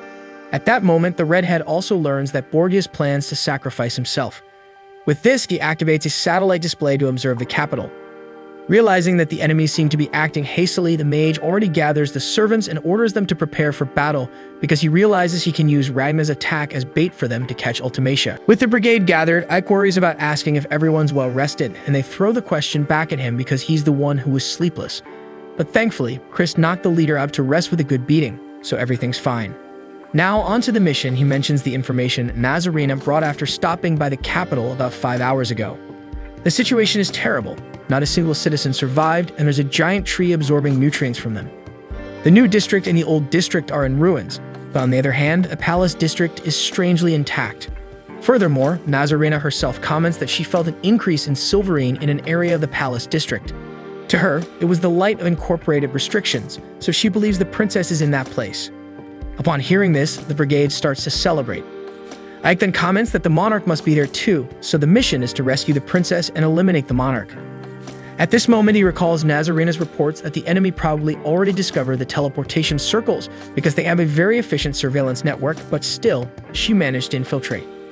The question is, if the enemy has such capabilities to maintain such an efficient surveillance network, how would they have lost sight of a circle that was already there through which she infiltrated? This leads everyone to conclude it's a trap. He doesn't even need to tell the others, but they need to fight, as there's nowhere else to go. Despite having 4 superior dragons left, Solariana says that just by eliminating the monarch, who is the heart of the lineage, the rest will fall together. That's what's in the scripture. Ragna, hidden in a corner, says he doesn't care about such scripture, but he confirms it's right and that he'll deal with Wolt Kamui while the others hunt the monarch. Shin questions why the guy is hiding in that corner, and Ragna responds that he doesn't like being the center of attention. The short guy then starts teasing him about everything that happened on the battlefield. Meanwhile, Ike discusses strategies with Solariana. Regarding time control magic, Karula says that power isn't exclusive to the monarch. As for civilians, the church will be responsible for them. At this moment, Chris tells Gisela she should stay because she doesn't seem to be in a condition to fight. However, she says that after losing her sister, she doesn't even know what she should be feeling, so she's going to fight. Ike tells everyone to get ready to leave in 2 hours, when the sun will be rising in the capital. The swordsman Garm takes the opportunity to talk to Ragna. The old man asks if his body is already healed because even Ike mentioned that the Reaper went to take a dump and somehow came back completely recovered. To cover it up, Ragna confirms that it was indeed what left him renewed. Without questioning, Garm challenges him to a duel just to practice. While the old man has the sword in hand, Ragna uses his own hand as a weapon. They exchange 2 blows quickly, and in an instant, the boy overpowers the swordsman. They exchange compliments, saying they've both gotten stronger since last time. However, the old man mentions that it actually seems like Ragna is just getting used to strength he already has. Impressed, the boy shows excitement that the swordsman noticed that. He reveals that all this strength isn't exactly his. He just received it without working hard, and yet people treat him as someone amazing, but it feels wrong to him. It's hard for him to be proud of this power. Putting that conversation aside, the old man asks about Mr. Slime, and Ragna says he must still be pooping.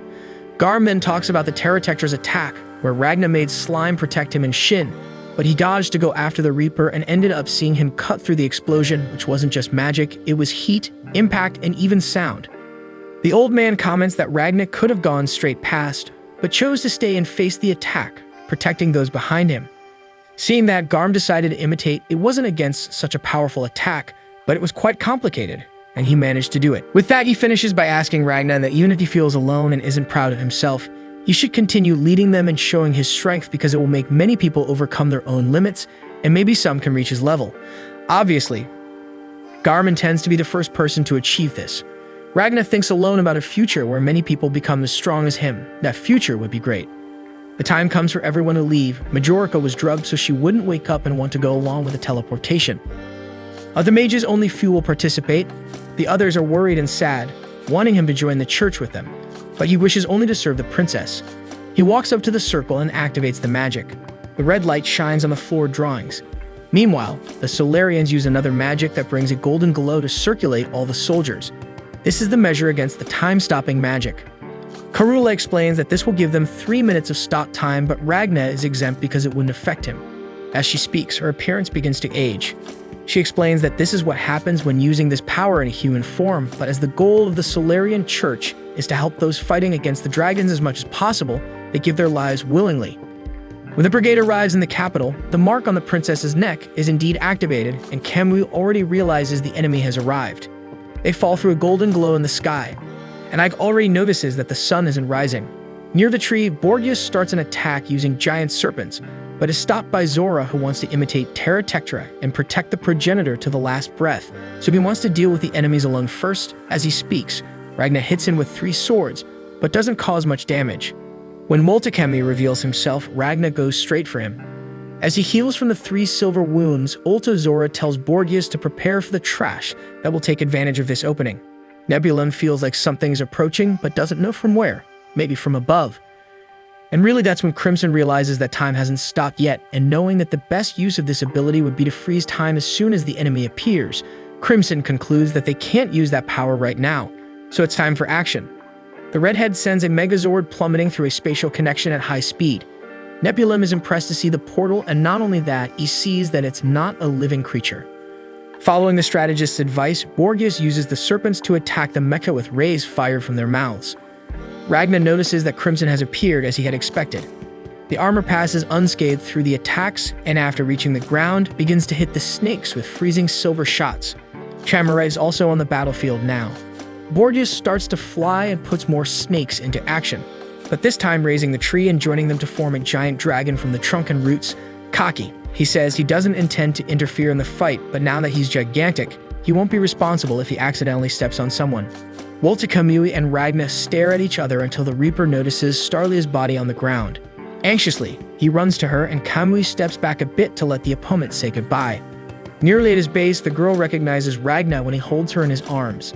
At that moment, Ulta Zora warns that the princess will die soon, and even if he is eliminated, they can't stop the effect of the poison. He's doing all of this to vent his anger.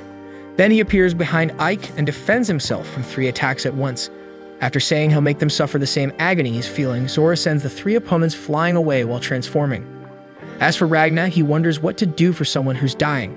The princess calls him by name as he tries to imagine the possibilities of how he could help her, perhaps the church or Crimson, but there's no time for anything. The girl then tells him to pick up a sword lying on the ground. Just by seeing the object, the Reaper remembers the story the princess told about the silver comet that crossed the cosmos long ago, the origin of all silver. So he recognizes that this is the silver comet sword. The girl then apologizes, saying that Ragnar fulfilled his promise, but this was the best sword she could make, which is a failure because it's not enough to stand up against Kamui's demonic sword. Coughing heavily and with tears in her eyes, the girl still says that next time she will forge a sword worthy of being used by Ragnar, but there won't be a next time for her. The Reaper is apprehensive because he wants both of them to survive and laugh together, but if that can't happen, he doesn't know what to do for her before she passes away. At that moment, he remembers what Garm said about continuing to show his strength to others. Determined, he tells her to pay attention and tells her that he felt her constantly before arriving, and he feels her even more deeply with the sword in hand. Thus, he says that this is a good sword, and he will win using it against the demonic sword to hunt Woltakamu. Even if Starlia can't see him, he will shine so brightly that she will see him as clear as day. When Nazarena approaches to hold the princess, he backs away, thinking that if she dies, he will mourn, but he will also be happy to have known her. So now he just wants her to watch until the end. The hunter then takes off his coat and ties it around his waist, determined to become stronger in the future Ragnar. Soon Kamui descends to face Ragnar, realizing that the farewell is over. The Reaper tells him to hurry up and turn into a dragon, while Woltakami says he wants to continue from where they left off last time. like a good villain, he takes the opportunity to give us some information, saying that this claw he uses changes its own characteristics to suit the user, so it only became the lightning claw when he grabbed it. Its power is expansion and transformation at lightning speed. As he says this, he's already transformed into a demonic form and the sword is becoming gigantic. The power generates electrical discharges around Kamui and destroys much of the ground. The Reaper doesn't care about all this talk and showing off from his opponent. Finally, he prepares an attack with the demonic sword and fires it, saying he's attacking with everything. However, the hunter holds the attack with one hand, instantly freezing Kamui's power up to his arm. Then he advances quickly and hits the opponent, leaving him without an arm and a leg. Even so, Wolta Kamui continues to smile. As promised, Ragna now begins to shine brightly, illuminating the princess. As the Reaper tells the enemy again to transform into a dragon quickly so he can defeat him in his most powerful form, the silver comet transforms as well and shines even brighter. As he regenerates electrically, Kamui laughs like a madman and compares the weapons. While the lightning claw is a sword that reaches 100% in the user's hands, Ragna's sword elevates the user to 120%.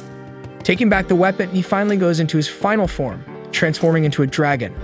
Ragna now observes seriously, and the two stare at each other for a while, with the silver/blue glow of the silver comet and Ragna contrasting with the golden glow of Kamui's lightning and the lightning claw. The snakeheads begin firing energy blasts from their mouths, but they can't hit either the chimera or the armor, and end up getting hit by silver shots, while some missiles hit the transformed Borgias.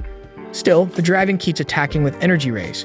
Chimera then starts complaining because despite dodging all attacks, the mecha isn't causing much damage to the enemy, but that's because its main weapon can't be used in this space. Meanwhile, Wolta Kamui and Ragna use their powers against each other, causing great destruction to the surrounding terrain with the impact of their energies. Nazarena dodges the debris, carrying the princess in her arms. Seeing this, the Reaper sends one of his swords in their direction, helping Nazarena gain more speed, and also destroying part of the debris. The power struggle continues until a hunter leaps and reaches Kamui's face to land a powerful silverine attack. The dragon is thrown away but stops in midair and heads back towards its opponent. They wrestle for a brief moment, then Kamui hits Ragna with its tail, and as the guy falls, the dragon advances downward, nearly hitting him with its blade. Then they exchange a few more blows, still in a balanced fight. Nearby, the Chimera admits that, like the male counterpart, she also wouldn't be able to inflict much damage on this giant dragon. Due to a careless move, the armor ends up colliding with Wolta Kamui and loses one of its arms before falling to the ground. When the giant Borgias prepares a powerful energy attack, Ragna uses a silverine attack that freezes the red ray and pierces the enemy's head, freezing even a part of its neck. However, the Reaper is hit and thrown away, exiting the dome. When the robot realizes the Borgias' situation, it tries to take advantage to attack the vulnerable enemy. However, two more dragon heads sprout from the giant body, while the frozen one falls off. The giant dragon shows no mercy to the enemy and immediately launches a double attack. Meanwhile, the brigade soldiers advance towards Ultozora, who is also transformed, and launch a spike attack at the approaching enemies. To protect themselves, the humans lift a very large rock from the ground, using it as a shield. Seizing the moment, Old Garm appears from behind and lands some blows on the dragon, creating an opening for Shin to attack and freeze Ultozora's tail just before being knocked down by a stone. The superior dragon now feels a bit apprehensive that perhaps is being surpassed, realizing that even after losing the Silver Princess, the humans seem to have become even stronger, especially the Elder, who at this moment jumps among the debris and continues attacking the enemy. The dragon starts to take flight, but Hezela uses her sonic attack, and once again, the swordsman hits it, destroying one of its wings. Ultozora, despite being surpassed, remains confident because it has been releasing an odorless and tasteless toxin since the beginning of the battle. So without the princess's protection, the troops will soon succumb. However, it's at this moment that it realizes Fu absorbing all the toxin through his arm. The superior dragon then projects an attack to stop him, but Garm appears, repelling the blast and cutting off one of its arms. With the beast down, the humans remain focused and go after it until Chris's metal arm falls to the ground, indicating that the princess is already at her limit. Ultozora mentally invokes Terra Tectra and asks how his comrade could fight so fiercely, as he would like to be more like the former companion in his final moments. The dragon then starts to change shape again and becomes even bigger. With an attack on the ground, it sends several humans flying away with just the shockwave. Worse still, Garm was directly hit, being cut in half. Meanwhile, the battle between Ragna and Kamui continues fiercely. The dragon once again knocks the Reaper to the ground, but this time it pins the guy with its blade and prepares a powerful energy shot. The The hunter frees himself in time to hold off the attack with one hand and counterattack with the other in the shape of a sword, dissipating the blast and nearly hitting the opponent, who holds the blade between his hands. Still, the guy keeps pushing the enemy upwards with his power until they reach the stratosphere.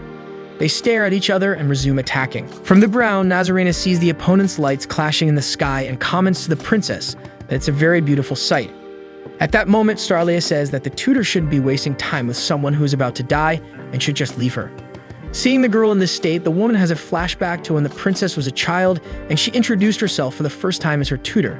The girl was dismantling a bear with her telekinesis and seemed like a wild animal with many broken things in the room, and upon noticing the woman in the room, she began firing several wooden pieces at her, but Nazarena shows her incredible agility by stopping all the attacks with her hand.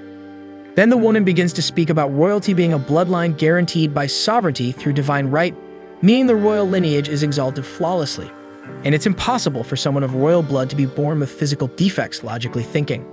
Normally, the girl would have been considered stillborn, but what saved her was the hope brought by her peculiar abilities. Suddenly, Starlia starts growling, so the woman tells her to stop acting like a wild beast that doesn't understand what she says because Nazarena knows she's intelligent. She can manipulate the auras emitted by creation, and if she wanted, she could tear a person in half with a simple thought, but she understands that one shouldn't do that because it would ruin the chances of being accepted by others. Nazarena says that's a smart decision, and it's at this moment that the girl speaks for the first time to the woman, saying she doesn't want to be accepted, but revered. With that said, the tutor begins to impart her vision of how she should behave to show her worth, starting with etiquette. In the present, Nazarena bids farewell to the princess as she walks away. Meanwhile, Nebulum starts to feel Crimson's intrusion. The dragon knows the mage is going to try to take control of the alternate space where the progenitor is now. We then see Crimson casting a spell while preparing a jutsu with his hands, all of this to infiltrate the computer system as if he were a magical hacker. Nebulum begins to despair because he has nothing he can do to stop the intruder. He then remembers the last encounter with the Elder and clings to the thought that Ultimacia is counting on him. The problem is, whenever Nebulum achieves any result, Mr. Smile swallows him. Crimson arrives in the dimension where the monarch is and points a gun at her. The progenitor only realizes something is wrong when she hears Nebulum scream from the other side trying to warn her. Crimson fires a shot while the slime continues the feeding process. Fortunately for the dragon, the projectile only hits her shoulder, so she retaliates against the enemy with fire, but Crimson manages to escape and aims back at her. Ultimacia recognizes the enemy as he makes modifications to the dimension's control, using spatial manipulation to set the existence condition of this dimension to must have the status of the winged monarch, and time manipulation to set the passage of time at 1/3 of the speed of time outside, ensuring no interruptions. Even if the monarch recovers her magic, it won't affect anything outside of this dimension. When Ultimacia realizes that the wound isn't healing, she recalls Kemui's advice, and instead of being afraid, she gets angry and prepares for battle. In a flashback, Crimson remembers when he prepared to put his heart back. An image of his monarch version suddenly appears and questions this decision, reminding him of the self-imposed rule that he must discuss the matter with an objective version of himself when making any important decision. Other versions appear to question the situation, but Crimson is convinced that he needs to act now to make his previous moves worthwhile. The girl version asks if it's worth doing this for that mediocre man, referring to Ragna, but for Crimson, that had already been decided. The issue is that with his heart back, he won't be able to recover even 10% of his power, so it's smarter to leave the heart and fight as an immortal. However, he thinks that with such a limited existence, he wouldn't be able to eliminate someone with such a monumental existence as a monarch dragon.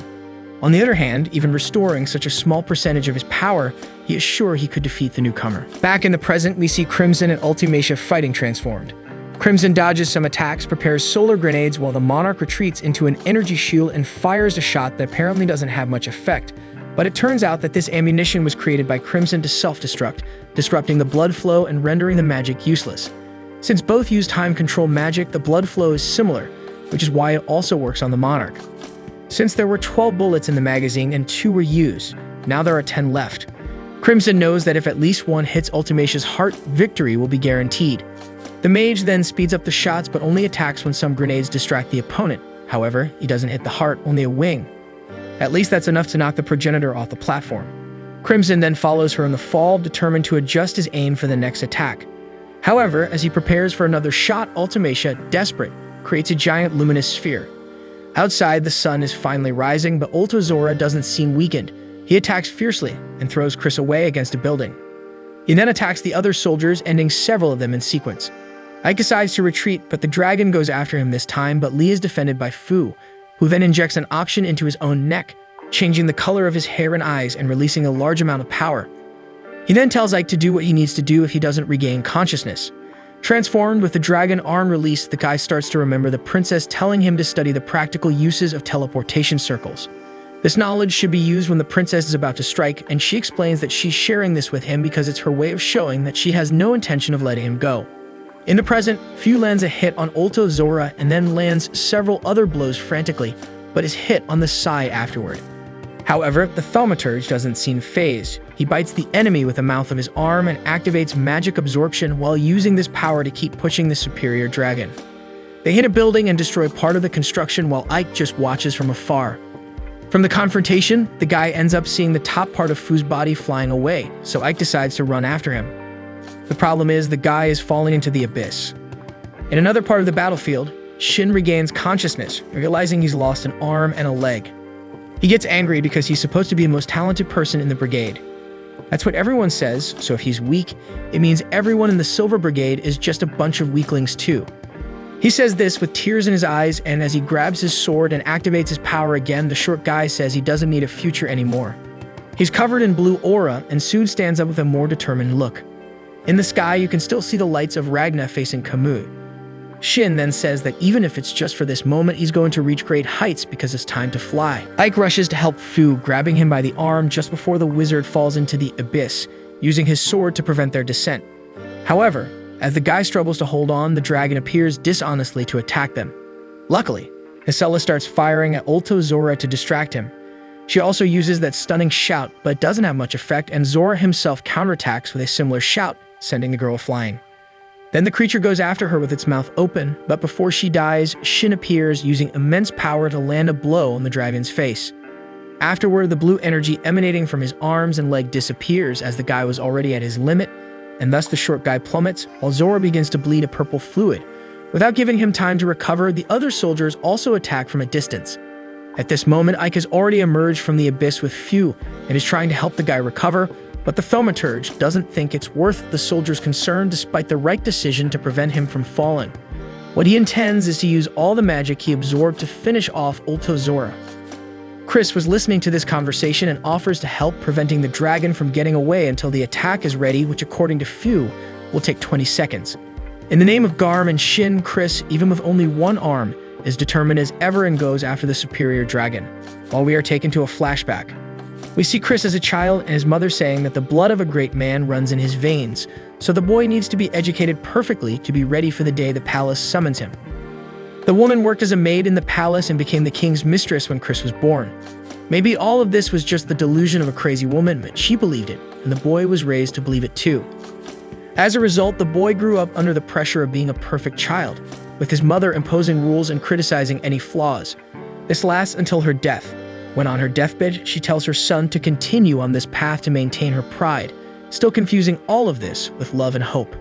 But after losing his mother, Chris becomes a mercenary. He would do anything for the right price. But no matter how he lived his life, the blonde never felt free.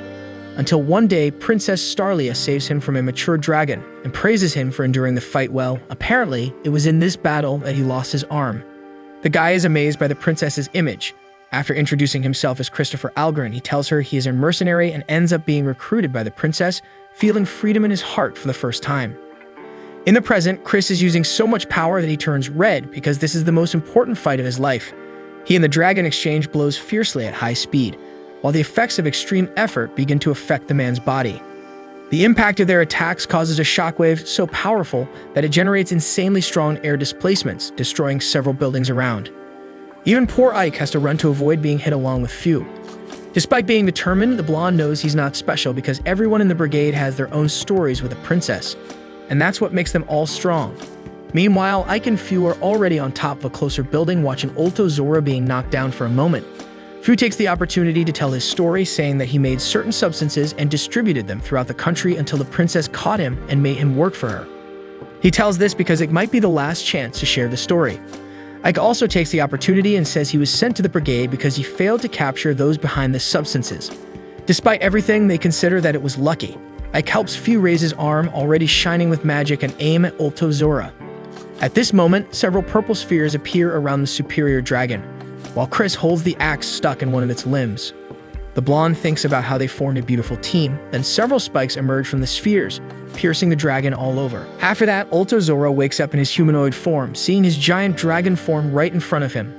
He first thinks it's a monster, but soon recognizes that it's himself, or rather, a part of himself that was torn off. Suddenly, some flames appear over the purple blood and spread until they reach what's left of the humanoid part. With Ike approaching, Ultozora praises the good work the humans did, saying that this is his honest opinion, and that he would like to reward these enemies with something beyond just their lives. Without saying a word, Ike prepares his sword. Ultozora thinks this is a terrible end, but despite everything, he has no regrets, especially about meeting Princess Lakusha. At this moment, Ike finishes off the superior dragon with a mercy blow. With tears on his face, he remembers the comrades he lost. Then he goes to what's left of Fu's body to close his eyes, and Nazarena also approaches to give the bad news about Princess Starlia. Anyway, Ike knows there is still work to be done, so he stands up. In the meantime, Crimson is having some difficulty dealing with Ultimacia. The dragon woman is launching several attacks in a frenzied sequence. Not all of them seem to be hitting the target, but some hit the redhead's energy shield, who is already fed up with this dispute.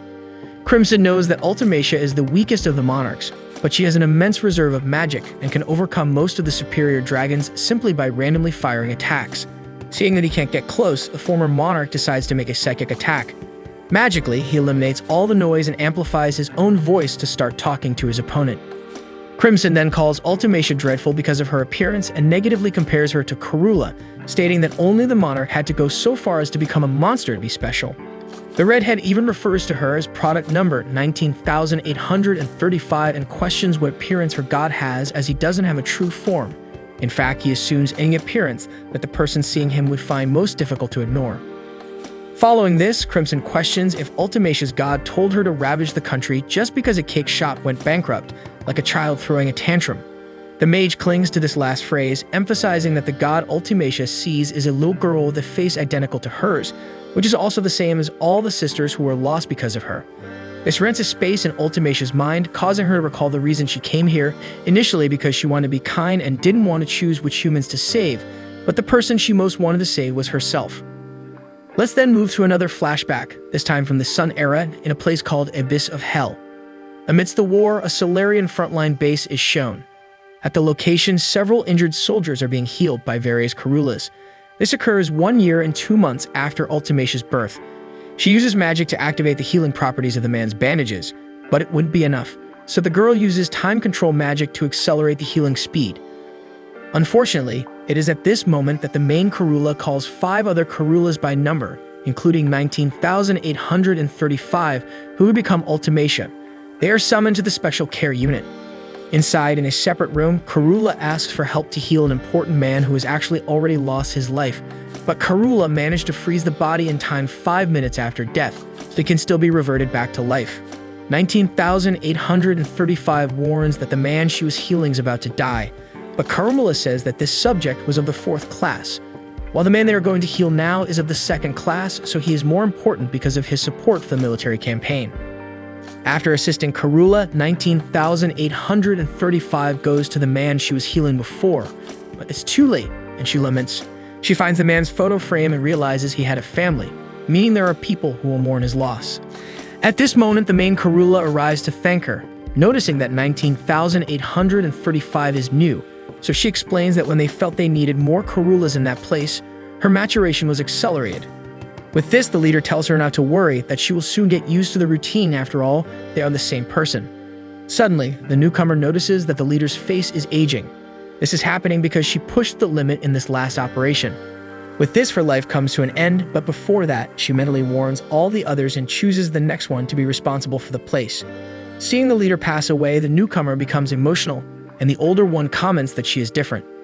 After that, the young woman walks through the installation, reflecting on the fact that this place is the front line between humans and dragons, which makes life very insignificant. At that moment, the man who was healed appears and thanks her for being saved, grateful for being able to obliterate even more dragons. Even knowing that the Karula who healed him is dead, she disguises her sadness and replies that those who work hard for the Lord's cause always have a place in God's heart, and she feels good to be able to help in this process. In the present, Chimera and the mecha continue to face the giant Borgias. Suddenly, the barrier around the area is deactivated. Then the armor transforms into a giant weapon and fires at the dragon. As the main head starts to burn, the smaller ones try to retaliate, but Chimera takes advantage of finally having enough shade and creates darkness serpents to fight the physical serpents. Suddenly, Nebulum contacts the Elder mentally, stating that he has discovered that spatial magic allows a person to approach God under certain conditions, but he thinks the previous winged monarch wanted to become God. He also thinks that he himself could achieve that, but it's already too late, so he leaves the rest to Borgias and apologizes for not living up to his expectations. The Elder denies this statement because the young man has surpassed expectations many times and has a promising future, where he will become the heart of the lineage. Finally, the young man tells Borgias to take his place and protect Ultimacia.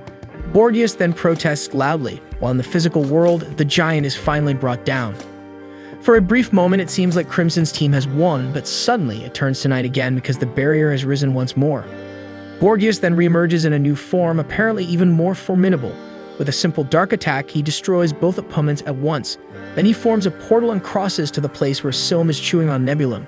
The dragon releases a burst of energy so powerful that it tears a rift in the ground and leaves nothing in its wake except Nebulum's bones. After that, the superior dragon approaches what remains of the old companion and disciple, remembering some of Ultimacia's words when she introduced herself as one of the greatest leaders of the Solarian Church, Karula, the Saint of Time. The Elder comments that there is nothing more important than protecting the progenitor. As flowers grow among the bones, more words from Karula are heard about her being one of the most valuable humans. Despite the importance of protecting the monarch, at least for now, Borgias only wishes to mourn the loss of his companion. The final words of Kalura's presentation would be a question of who will mourn her death when she is gone. Then the Elder uses a power to open a dimensional rift, and when Crimson is almost finishing Ultimacia, the rift appears in this space, interrupting the battle's conclusion. As Borgias cannot enter, he tells Ultimacia to go out through the fissure he created. Crimson, frustrated by the interference, still tries to reach the monarch, but Ultimacia fires several energy shots to hinder her opponent. Meanwhile, Chimera reflects on her friendship with Cobra. He always helped her, like when Gollum was mocking her, and he helped question why the monarch suddenly became visible, or when she was far from Crimson, and he suggested returning to Lys, where they could track the movements of the dragon hordes, and following this advice, Chimera found the brigade mages and sensed Crimson's scent on them. Now she begins to question how Cobra, being just her tail, knows Crimson much better than she does. Perhaps Cobra is not just a tail, and that is instantly confirmed as he swaps places with Chimera. Recognizing her old companion, Borgias is incredulous to realize that Felbeguth is still alive, so the Elder immediately launches a magical attack, which the opponent redirects with a small dark magic sphere. Then he uses the world collapse technique, closing his hand against the magical sphere and causing Borgias to collapse, creating an explosion that destroys everything around. The dark energy surpasses even the dimensional fissure, hitting Crimson and Ultimacia. Nebulum's space-time isolation barrier is also destroyed, while Ultimacia and Crimson are thrown onto the battlefield. The redhead sees his friend Cobra, now all injured from using such a powerful technique. He says he had no choice and Crimson is outraged by the situation. Borgias finally falls and Felbeguth also reverts to Chimera's form. With Nebulum's barrier destroyed, the sun shines brightly, although the battlefield remains somewhat dark. The Elder says he finally understands who the real enemy is, and as he ignites from exposure, he calls out for Kamui, asking him to protect the progenitor because he is the only one left now. Immediately after, Ike finishes off Borgias and advances with other soldiers toward the fallen Ultimacia. Walter Kamui and Ragna continue their heated battle in the sky, with only the bright lines of their powers visible from afar. They alternate between attack and defense, moving freely. The dragon uses an extension of Lightning Claw to try to catch the hunter, who easily dodges the weapon's branches and moves in for a counterattack. Kamui manages to defend himself, while part of the claw freezes with silver. At the end of the movement, the Reaper passes through, leaving a silver tear on the dragon's shoulder. Kamui knows he is superior to the opponent in both speed and technique, but somehow, Ragna continues to surpass him solely with strength. Additionally, the dragon is already feeling tired, but the human still seems to have inexhaustible energy. When Ragna unleashes the dragon hunting flash technique, Walter Kamui remembers a strange girl with black hair telling him to become a genius akin to a knife. With that, he decides to use some card he seems to still have up his sleeve. The glow of battle is clearly visible in the sky, while on the ground, the soldiers reach Ultimacia, who awakens and uses a power to eliminate one of the humans, but then Nazarena lands, driving his sword right into the top of the drake's head. The monarch screams in pain and despair, unleashing several energy blasts around, hitting some hunters and writhing until she gets rid of the woman on her head. Ike prepares to throw the sword when Kamui pronounces the lightning battle art. The soldier releases the sword and it falls to the ground as if a massive pressure hits the area. Ultimacia, still crying, looks up and sees the golden rays in the sky. Regarding the strange girl with black hair, Walter Kamui's memory is shown. He sees her in the distance and already considers her a threat, so he instantly goes to her and attacks with a lightning claw, but he ends up being cut himself, which doesn't make sense because his blade should have been faster, and after all, he attacked first, and yet he was cut by a slower sword than his 8 times. Kamui asks the girl who she is, and she replies that she is Death, more precisely the monarch of the claw, Gilzy. Even suffering from multiple cuts, Kamui is still alive, so the monarch comments that he is the kind of guy who never dies. But she is the kind of girl who inexorably destroys everything. Then Gilzy says she is there to test the blade of the one who defeated her disciple, and as she is already satisfied with the test, she turns away saying she is leaving and that Kamui can use the claw as he wishes. However, the guy takes the opportunity to try to attack once more, and once again, he is the one who gets cut. As he falls, Kamui's head says that this girl can interfere in the cutting process. Then she stops to compliment his quick wit, explaining further that those who cut her inevitably get cut by her, so the process happens no matter what. The head still asks what this means and if what Gilzy is doing isn't cheating. The girl says no because just as the sun rises in the east and sets in the west, she too is absolute. The possibilities of this world are closed. So she apologizes for saying he is the kind of guy who never dies because in reality, he is the brave genius type. Then being the kind of girl who mentors others, she gives him a tip that if he wants to cut her, he must perfect himself, since he overflows with talent, but thinking he is capable of anything, he feels he has reached a limit, so she advises him to face opponents with strengths totally different from his, learn from adversaries, and become a genius akin to a knife. With a smile on his face, Kamui asks where is a good place to find opponents like that because it might be easier for him to just keep challenging her. The girl replies that, from the constant pretentious smile on his face, she understands that the world has disappointed him a bit. After obliterating part of the strongest military force in the world, he felt his goal was close, but now she asks what he thinks of the power gap between the two of them. The guy is super pumped about this, so she mentions that there are opponents even she could defeat if she wanted to. As we return to the present, there's still the comment that this world is full of pleasures to enjoy. After recovering from the last damages, Kamui tells Ragna to get ready. On his left arm, he creates a blade that destroys the Reaper's arm blade. With his right hand, he launches a direct attack, which Ragna narrowly escapes. Then the dragon lets himself be hit in the face to then deliver a knee strike, creating a blade from his knee to pierce the opponent. In the next attack, he aims for the neck. Ragna tries to block the blade with his hand, but the force is so great that it creates a shockwave toward the earth.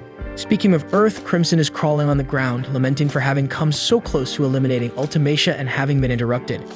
He tries to reach for the weapon, but he's too injured. It's at this moment that the mage hears the slime, which speaks status update phrases as it moves. It needs to feed, so it smells dragon and heads towards the area intending to satiate itself. But when it sees its Hesila, it avoids her. Crimson then calls out to it, already holding the arm with the weapon. The redhead tells the slime to take the mine along. At this moment, Kamui's lightning strikes the ground, generating a massive destructive wave. We see Ragna's head falling. Kamui is proud of his speed that surpasses lightning, the strength of a demonic sword, and unlimited magical power. He says he keeps Gilzy waiting, that he'll eliminate her and the dragon god. Even in this state, the Reaper still utters the dragon hunting flash and attacks the opponent. Putting his head back in place, he uses the silver sword technique, recreate form, and regenerates, speaking with a drunken voice that Wolt Kamui won't have the chance to face the dragon god because he'll be eliminated right here. Ultimacia notices the Reaper's light and begins to crawl towards them, already starting to recall stories from the past. In this flashback, it's been 2 years since she had been sent to the 17th frontline base. As all the older Karulas had fulfilled their duties, she ended up becoming the oldest one there. We see this time the roles reversing. She gathers other Karulas to heal a man. And when a rookie comments on healing someone about to die, she delivers the same speech about the level of importance to God. Later, as the group returns from the healing room, something hits the base. The one who would become Ultimacia narrowly escapes and ends up seeing young Kamui on top of the rubble that bury the other Karulas. The girl finds it strange while the boy boasts about attacking both dragons and dragon scourges. He asks her if this place is an anthill, and says it was lucky for her not to have been hit while calling her Ant Girl. He calls them ants because no matter how many are eliminated, there are always more to replace them, and also because they have no sense of individuality. So of all the church, they are the weird people he truly hates. The boy tells her to step back, but upon seeing the rookie in the corner and realizing she's still alive, the Karula tries to argue to at least heal her, and that he'll be healed too. Kamui then tells the story of his mother who was electrocuted during childbirth, but this time he adds that this is a debt he can never repay. And that's why he decided he should never owe anything to anyone again. He needs to survive using his own power. With that said, the boy shouts at her again to step back quickly, so the Karula runs off, and then the young Kamui falls to the ground because of the injury. The girl flees so desperately, fearing death, that as she descends the stairs, she ends up tripping and falling. Now she calms down and wonders why she doesn't want to die, even though there's no one to mourn her loss. With this unconscious fear, she thinks of something more, of Kamui saying that they're all replacement parts, without any sense of individuality. The Karula already knew that, so the boy didn't even need to say it, since they were indeed created that way. She can even see the resemblance between them and the ants the boy mentioned. However, upon further thought, Karula sees that this is the first time she's been rejected by someone, since even though she's replaceable, she's still venerated as a saint. This was the first time Ultimacia felt anger, something that stirred all the other things that had been growing inside her since her birth. With that, the girl starts climbing back up the stairs where she finds the boy on the ground. She approaches, saying she's tired of hearing, "Save this person, save that person. It never ends." She questions who decided each one's value. Kamui asks if it's not her god who decides. The girl also asks who decided that ants don't have their own will. Before continuing with the questions, she's hit by a lightning bolt from the boy, but uses time control magic to go back and continue the questioning. Knowing she'll be replaced when she dies, the Karula says that if she can't change that, she at least wants to choose who to save, and that if the boy doesn't want to be affected, he can step away. With her hand raised, she uses time magic that rebuilds even the damaged parts of the base. The boy gets up, healed, but now it's the Karula who falls. Later, Kamui makes some promise to her on the edge of a cliff. For Ultimacia, this became a light even if the promise is never fulfilled.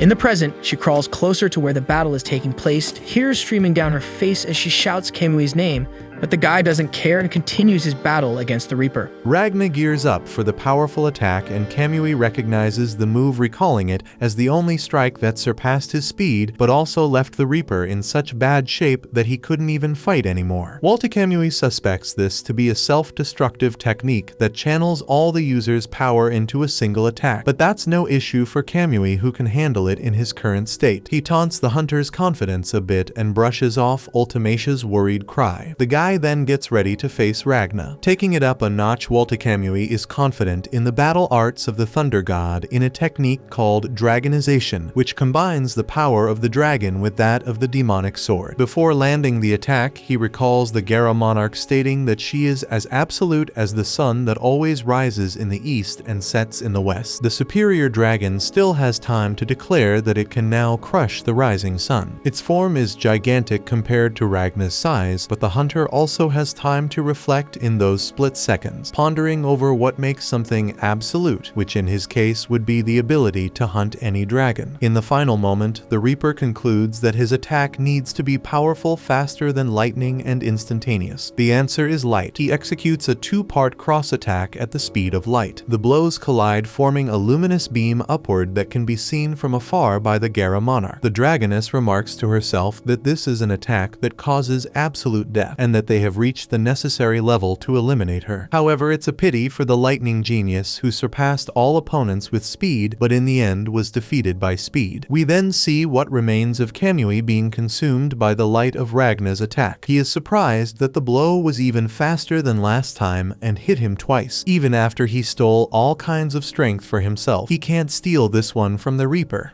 And furthermore, he can't even fathom how the hunter achieved such a technique. As he finishes being pulverized by the attack, Kamui understands that he has been defeated. Telepathically, the dragon still speaks to the monarch, saying that he couldn't repay what he owed her, but at least he will reduce her chances of being eliminated. From what remains of one of his arms, the lightning claw emerges, colliding with the silver comet, destroying Starlia's last sword while Ragna falls to the ground. The impact generates a gust of wind that even bothers the winged progenitor. She observes the crater caused by the battle and can hardly believe she lost Kamui. Desperate, she screams and ends up stopping time, and a few seconds later, she understands that she has regained her powers. The monarch thinks of all those she lost and decides to use her power to set things right and make everything okay, but when she's about to rewind time, the dragoness is hit by 3 shots. The attack came from Hesela. Then it's shown that even with time frozen, she managed to move and approach Ultimacia, not knowing exactly what was happening or who might have survived. Sensing Ultimacia's thoughts, the shooter even considered letting her rewind time to see everyone else again. She just needed to give up pulling the trigger, but in this moment of indecision, she managed to act and hit the 3 shots, albeit with tears in her eyes. Then both of them scream out of sadness and despair. During the fall, Ultimacia takes us into another flashback. It shows her waking up near the young Kamui. Seeing Karula waking up startled, the boy assures her he won't hurt her and that they're near a cliff. He then gets straight to the point and asks her wish. The woman doesn't understand, so he says he wants to know her heart's desire